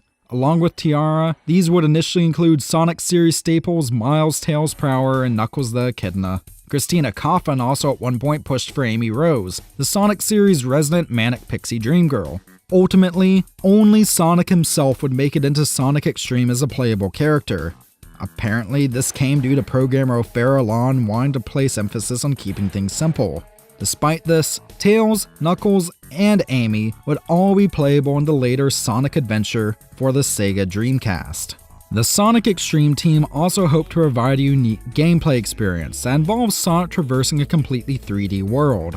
Instead of featuring a somewhat top-down perspective with a movable camera, like would soon be popularized in platformers such as Super Mario 64, Sonic X-Treme would instead feature levels given a primarily cylindrical design, with the camera pointed straight ahead, but still centered on Sonic himself. Sonic would also be given the ability to run up certain walls and ceilings. The in-game camera would also have a fisheye lens effect applied to it, done in an attempt to allow players to see more of their surroundings in each level. The intent was levels that seemed to encourage players to run through them while simultaneously appearing linear only at first glance. Granted, due to the camera angle, any levels involving Sonic running towards the camera could be problematic, as seen in other games at the time that employed a similar camera technique, such as Crash Bandicoot. Despite the project seeming to balloon in size, work continued steadily during the tail end of 1995 and into the beginning of 1996. It seemed to some that Sonic X-Treme really did have the chance to be one of 1996's defining video games. But all was not as it seemed. In early 1996, Chris Sen suddenly became incredibly sick. However, he tried to push through, continuing his work on the project. This would lead, as he would later recount, to it feeling like there were more bad days working on the project than good. He would say in a 2008 interview that would appear on his own website, "On a typical day, I would wake up feeling nauseous, get ready, and get to work while driving with a cup of water, hoping if I sip it slowly, I won't puke on the way to work. My side hurts as I get into the office, just in time for a meeting I forgot. I'm sitting on a couch, leaning almost prone while the meeting commences. Mike Wallace is going over some schedule questions, with Robert Morgan sitting across, and O'Fair sitting next to me. Mike is polite and tries to get some coding time estimates from O'Fair, who avoids answering. Robert chimes in to provide an answer. O'Fair remains silent, knowing that whatever estimate is provided is bogus anyway. Bob Steele enters the room, apologizing for being late due to another meeting he just got out of with artists he's managing. I feel like I'm going to puke and sip the rest of my water. I manage to make it through the meeting and go to my office and close the door. I dry heave in the wastebasket. God, how am I going to get all this stuff done? I'm way behind on delivering final enemy designs to Ross Harris, who's been doing a stellar job following my designs and direction to achieve an awesome look for the sprites only he could create. I'm also behind on getting a demo level together using the latest version of O'Fair's editor. Unfortunately, there's a rare bug with the editor, so I can't save my work. Mike pops in and tells me Patrick from Game Players is coming after lunch for his first meeting with the team to interview us and get to know the game. That's just great, I think. Just when stuff isn't working and I have a million things to do. Knock on the door. It's Richard Wheeler. He comes in and immediately feels my stress. "You okay, dude?" he says, as I stare at my screen, going over an enemy design image I have open in Deluxe Paint Animator. I hollowly say, "I guess," as I flip through frames. "What you working on?" he asks. "I'm working on..." as I quickly draw bulging eyes on the enemy and draw lines in the word "stressing out" above it. Rick chuckles. I flip to another frame and draw something silly on top of the frames and make a noise with my mouth to represent the silliness. He laughs. I start flipping through frames and making more silliness, and we both start laughing. And it's not even lunch yet. In January 1996, attempt was finally made to port the game engine that O'Fair had been creating on PC over to the Saturn. The results were disastrous. O'Fair didn't want to work and play well with others. And really, we as managers and leaders of the project let it go on for too long, right? Hindsight 2020, right? Yeah, that should have never taken place. We should have insisted that he come into the office, that he code straight onto the Saturn hardware, and then we could have seen where the limitations were, and then we could have scoped some of the design and development accordingly. But we let it linger too long on the PC. As the development window shrunk, right, because we had to be out by Christmas of '96, Robert Morgan, who was the tech director, took it to an external programming house. I think they were called Point of View in Southern California. And he's like, "Look, I need you guys to get this PC game up and running on Saturn." And these guys knew Saturn very well. They did a lot of work for Sega before. And so they were able to get it up and running. But it was still not at the FPS level that we expected from a Sonic game. POV was brought on to the Sonic X-Treme project at a crucial time. This was January 1996, and STI was expecting a visit in March from a team of Sega management, including Sega of Japan president Hayao Nakayama. Their visit would decide the fate of the X-Treme project, which due to performance issues was risking further delay or even cancellation. However, it soon appeared that POV would be doing more than simply trying to port Alon's game engine from the PC to the Saturn. At a meeting in early 1996, both O'Fair Alon and Chris Sen were informed by STI technical director Robert Morgan that POV would be assuming all major programming duties. Alon effectively was being demoted and removed from the project. At the meeting between Sen, Alon, Morgan, and a team from POV, a demonstration was shown of Sonic running along a basic checkerboard surface. While not massively impressive, it was enough to please those it needed to at SOA. Alon was also apparently unfazed with the decision to remove him from the project. Perhaps he had been expecting it. Sen, on the other hand, was shocked and appalled by SOA's decision. He saw it as Sega wanting to restart the game from scratch. In reality, POV's work for the next few months was mostly just going to consist of them trying to port an older, more stable version of Alon's game engine to the Saturn. The ultimate result, though, was Sen and Alon going off with the work so far and continuing to develop it, hoping to pitch it to Sega as a new Sonic game for PC. Perhaps this new game, which was simply referred to as Sonic PC, could be published by SegaSoft, a new offshoot of SOA that was allowed to create games for non-Sega platforms. Months went by and work continued on Sonic X-Treme. More shakeups continued within Sega of America, including President and CEO Tom Kalinske leaving in early 1996. This was due in part to the lacking sales of the Saturn, and due in part to poor relations with the Japanese side of the company. But the X-Treme team still carried on, hoping that their work would impress and that Sonic X-Treme itself could save the Saturn. Finally, March arrived. The morning of the meeting, Nakayama, then Sega of America's CEO Shoichiro Irimajiri, and an entire entourage of Sega executives, mostly from Japan, arrived at the STI offices, ready to see the work accomplished over the past nearly 2 years. There were technically 3 game demos meant to be shown off to the executives. The first was what was intended to be the main portion of Sonic X-Treme, initially created by Ophara Alon and Chris Sen and now ported over to the Saturn by Point of View. The second was a boss level demonstration, created primarily by Christina Coffin, and the final one was an attempt by Alon and Sen to pitch Sonic PC, despite Chris Sen still suffering from his odd illness that had onset in January. Silence gripped the STI office as the first demo was displayed. POV's team had worked hard on porting over Alon's work and attempting to optimize it.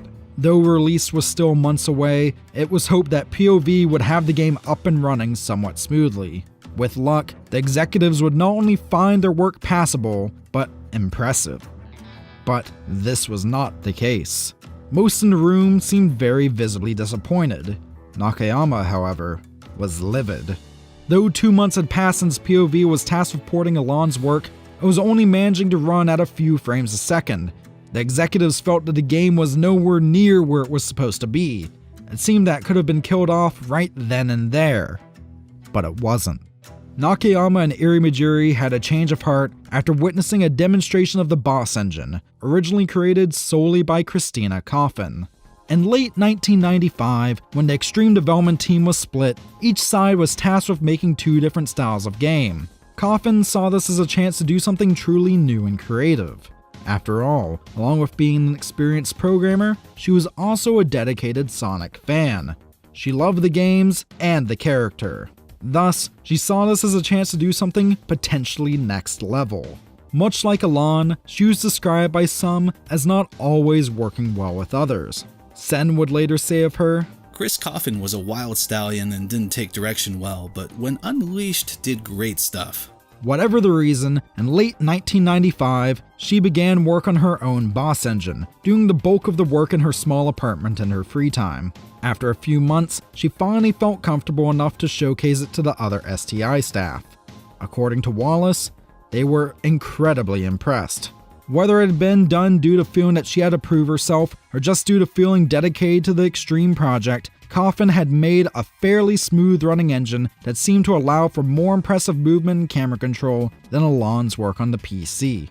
According to Coffin herself, in a later interview of Sonic Retro user Andrew75, controlling Sonic in a boss level based off of her engine would go as follows. The left and right triggers were set up to rotate the camera around Sonic. You could also press a certain button on the Saturn controller to lock the camera onto the boss, so then all of your D-pad movement would become relative to the boss character. For example, with the lock-on mode controls, left and right on the D-pad lets you circle strafe left and right while facing the boss, which is good for dodging projectiles from Mechasonic. Up made you run towards the boss while the camera is still looking at them, and down made you run away from the boss while the camera is still looking at them.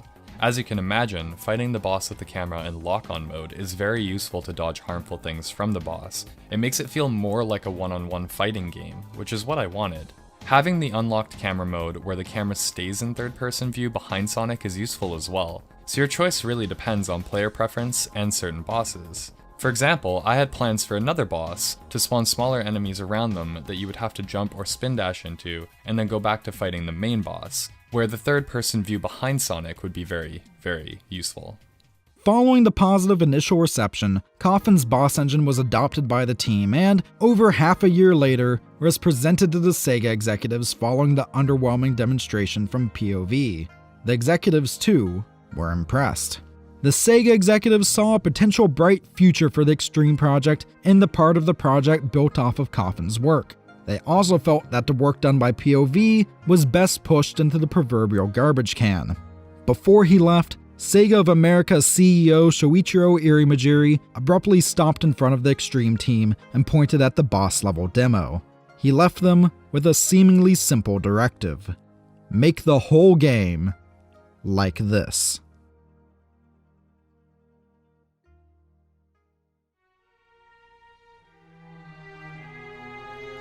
What do you mean you couldn't catch him? Guy's fast as lightning, boss. He just disappeared in the blue streak. You idiot.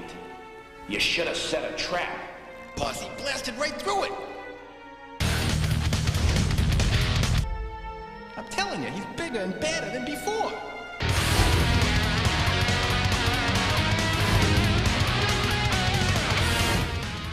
This was a promotional video made to show off Sonic X-Treme. It was to be featured at the second annual E3 Expo in Los Angeles. And the game here, to many, appeared impressive. But the process of getting to this point had been hellish.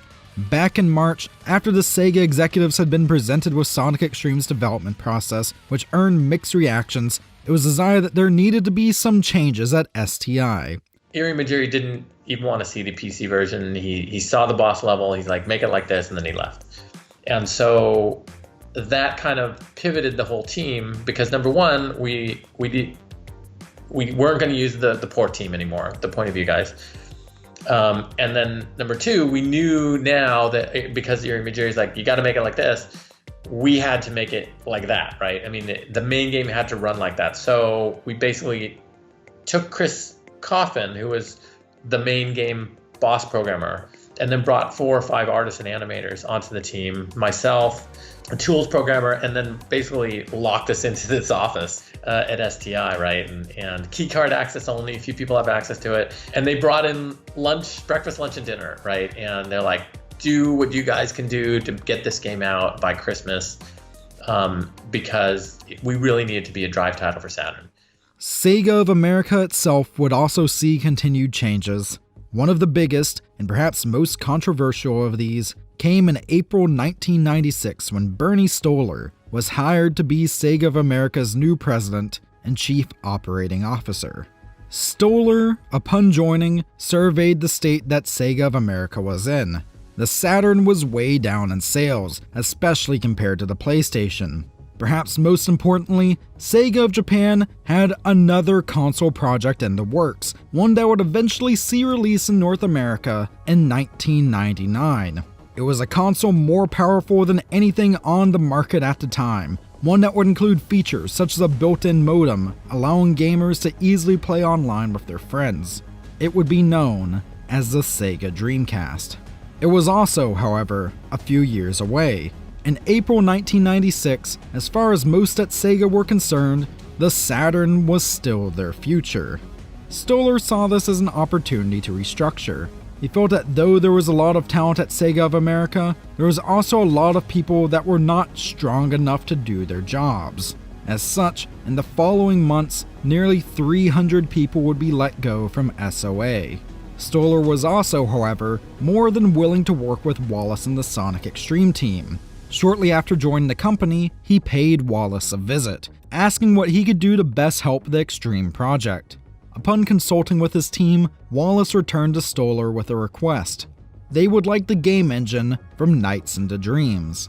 So at that time, Bernie Stolar, he was an SVP at Sony PlayStation.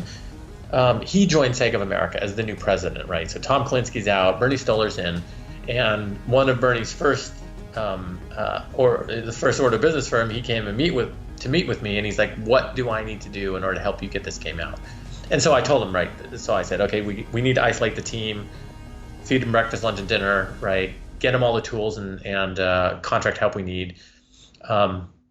And then so after consulting with the team further, the team said, we need the Knights engine, because Knights had already launched. It was very successful. And, it was pseudo 3D. And we're like, we need the Knights engine, and we can adapt the existing design to work within the Knights engine. Knights was a title made in Japan by Sonic Team. Like with Sonic 1, it would feature Yuji Naka as the lead programmer, and as the person most credited with developing its game engine. Seeing release in mid-1996, this title would feature stunning visuals and complex gameplay. This title would follow the titular Knights, an androgynous creature that appears in the dreams of two children, Clarice and Elliot, as they take them on an adventure through the world of Nightopia. It would be described by some as being a 2.5D game, as in, though each level was made of 3D polygons, depending on who the player was controlling, they'd explore each environment in either 3D or on a 2D axis. The X-Treme team felt that the Knights engine would be of significant help towards completing their game, especially as, due to Knights being so close to release, its engine was highly stable. Stoller agreed with Wallace on this, and after some talks with Sega of Japan, editing tools and engine code made their way to SDI. A new era for Sonic X-Treme dawned. A new direction for the game, combining both elements of the Knights engine and Christina Coffin's Boss engine, had emerged. This version of the game was internally named Project Condor. It seemed that, finally, Sonic X-Treme had a chance of being finished in time for Christmas 1996. However, trouble would strike again only 2 weeks later. We started to get the code base, the editors, the tools, and everything. But Knights was Naka's game, and Naka actually, from what I heard, right, it's all hearsay, but he apparently didn't like STI, or he didn't like STI owning any of his IP. Even though we're still within the same company and we're all really on the same team, he didn't like it, right? So I heard that he said, if Sega of America uses this, I'm going to quit. And he gave an ultimatum to Sega Japan. And so he was kind of the golden boy, right? So Sega Japan then came back to Stoller and said, you can't use the Knights engine, right? So now we wasted 2 or 3 weeks because we had been spending time getting familiar with the engine, getting all of the production pipeline set up and everything. And now we had to kind of go back to square one. E3 came, and along with it, a showcase of Sonic X-Treme. Perhaps oddly, some promotional materials showed gameplay from builds based off of O'Farah Lawn's game engine. Game demos present at the show, though, featured builds of the games heavily based off of Christina Coffin's Boss engine. An early test level was prevalently showcased, referred to in-game as Jade Gully Zone, along with an incomplete boss fight. Though the project was far from complete, what's shown was enough to pique the interest of press and the public. According to a journalist from Game Players magazine, an article run their post-E3 issue, there actually wasn't that much of Sonic X-Treme shown at E3, but there was a playable version of an incomplete boss round. Still, the demo on display, coupled with Game Players' ongoing exclusive coverage of the game's development process, has given every indication that the third dimension has been very good to everyone's favorite Blue Buddy. Meanwhile, a journalist from the UK-based Computer and Video Games magazine would write in their July 1996 issue, Sonic runs into and out of the screen, in addition to left or right, and can roll around most terrain, taking the rest of the screen with him most of the time. Cool new abilities include throwing rings, along with the Spin Slash, a mid-air 360-degree attack, and the Sonic Streak. The Spin Dash is also back, bonus rounds are guaranteed, but most exciting of all is that Sega are keeping certain aspects of the gameplay completely secret. Of course, some of this secretness perhaps came from the game's turbulent spot in development. Following E3, a decision was made at STI to again rearrange the X-Treme team and further seclude them from the rest of Sega of America. This left both Chris Sen and Christina Coffin with more duties on the project. Team members would begin to regularly go into overtime working on it, with some seemingly moving into the STI office. Chris Sen recalled working on the game in 16 to 18-hour shifts at times. He would work with minimal breaks, having meals delivered to him and others as they labored, sleeping on a portable cot in his office, all the while still combating his illness. Meanwhile, sometime in early summer 1996, Christina Coffin had moved out of her small apartment and into the STI office. One morning, she'd shown up with a large papasan chair, which she seemed to live out of for most of the next few months. Wallace recalls some regularly showering in their office building's gym. Progress was proceeding at an incredible rate through summer 1996, but also at an incredible cost to those involved. It was evident that an exhaustive, potentially unhealthy amount of work was being put into the game. But there was also much optimism surrounding the project, with the only noticeable outcry coming from an animator that Wallace ended up firing. It was super stressful, right? I mean, the team was pretty good-natured. I mean, we had, there was one guy, an animator, who I had to fire because he was just being an ass, right? I mean, he's like, oh, you guys, you're pushing yourselves too much, and you're working too hard, and but everybody had signed up for it. We asked for volunteers. We're like, okay, we're going to do this insane crunch, but we'll be heavily rewarded at the end, and we're really excited about getting this game out. And this guy he volunteered, but he begrudgingly came along, and all throughout the months of development, he was always kind of there, right? I mean, he would put in 9-10 hours a day. So, everyone else is working 12, 14, and he's doing like 9 or 10, which, okay, he wasn't critical path, so it was okay. And we tolerated it. But there was one meeting where we had a meeting at 5 o'clock and we were doing a status report, and he stood up and he said, oh, it's 5:30. I got to go. He's like, it's 5:30. I'm leaving now. I don't work past 5:30. And then he just got up and walked out, right? Such a douchebag move. And so I'm looking around the room as producer, and I'm like, okay, guys, I don't know about you, but I'm ready to fire him. And they're like, yeah, we would endorse that. And so I went to HR, and I said, I want to get rid of this guy. Talked to, Manny Granillo, the director of development, and they're like, yep, make it happen. So next day he came into work, and I escorted him out. Sonic X-Treme was transformed drastically from its pre-E3 state. Though nowhere near completion, by July, it seemed like it was coming together well. This, of course, still came at a cost.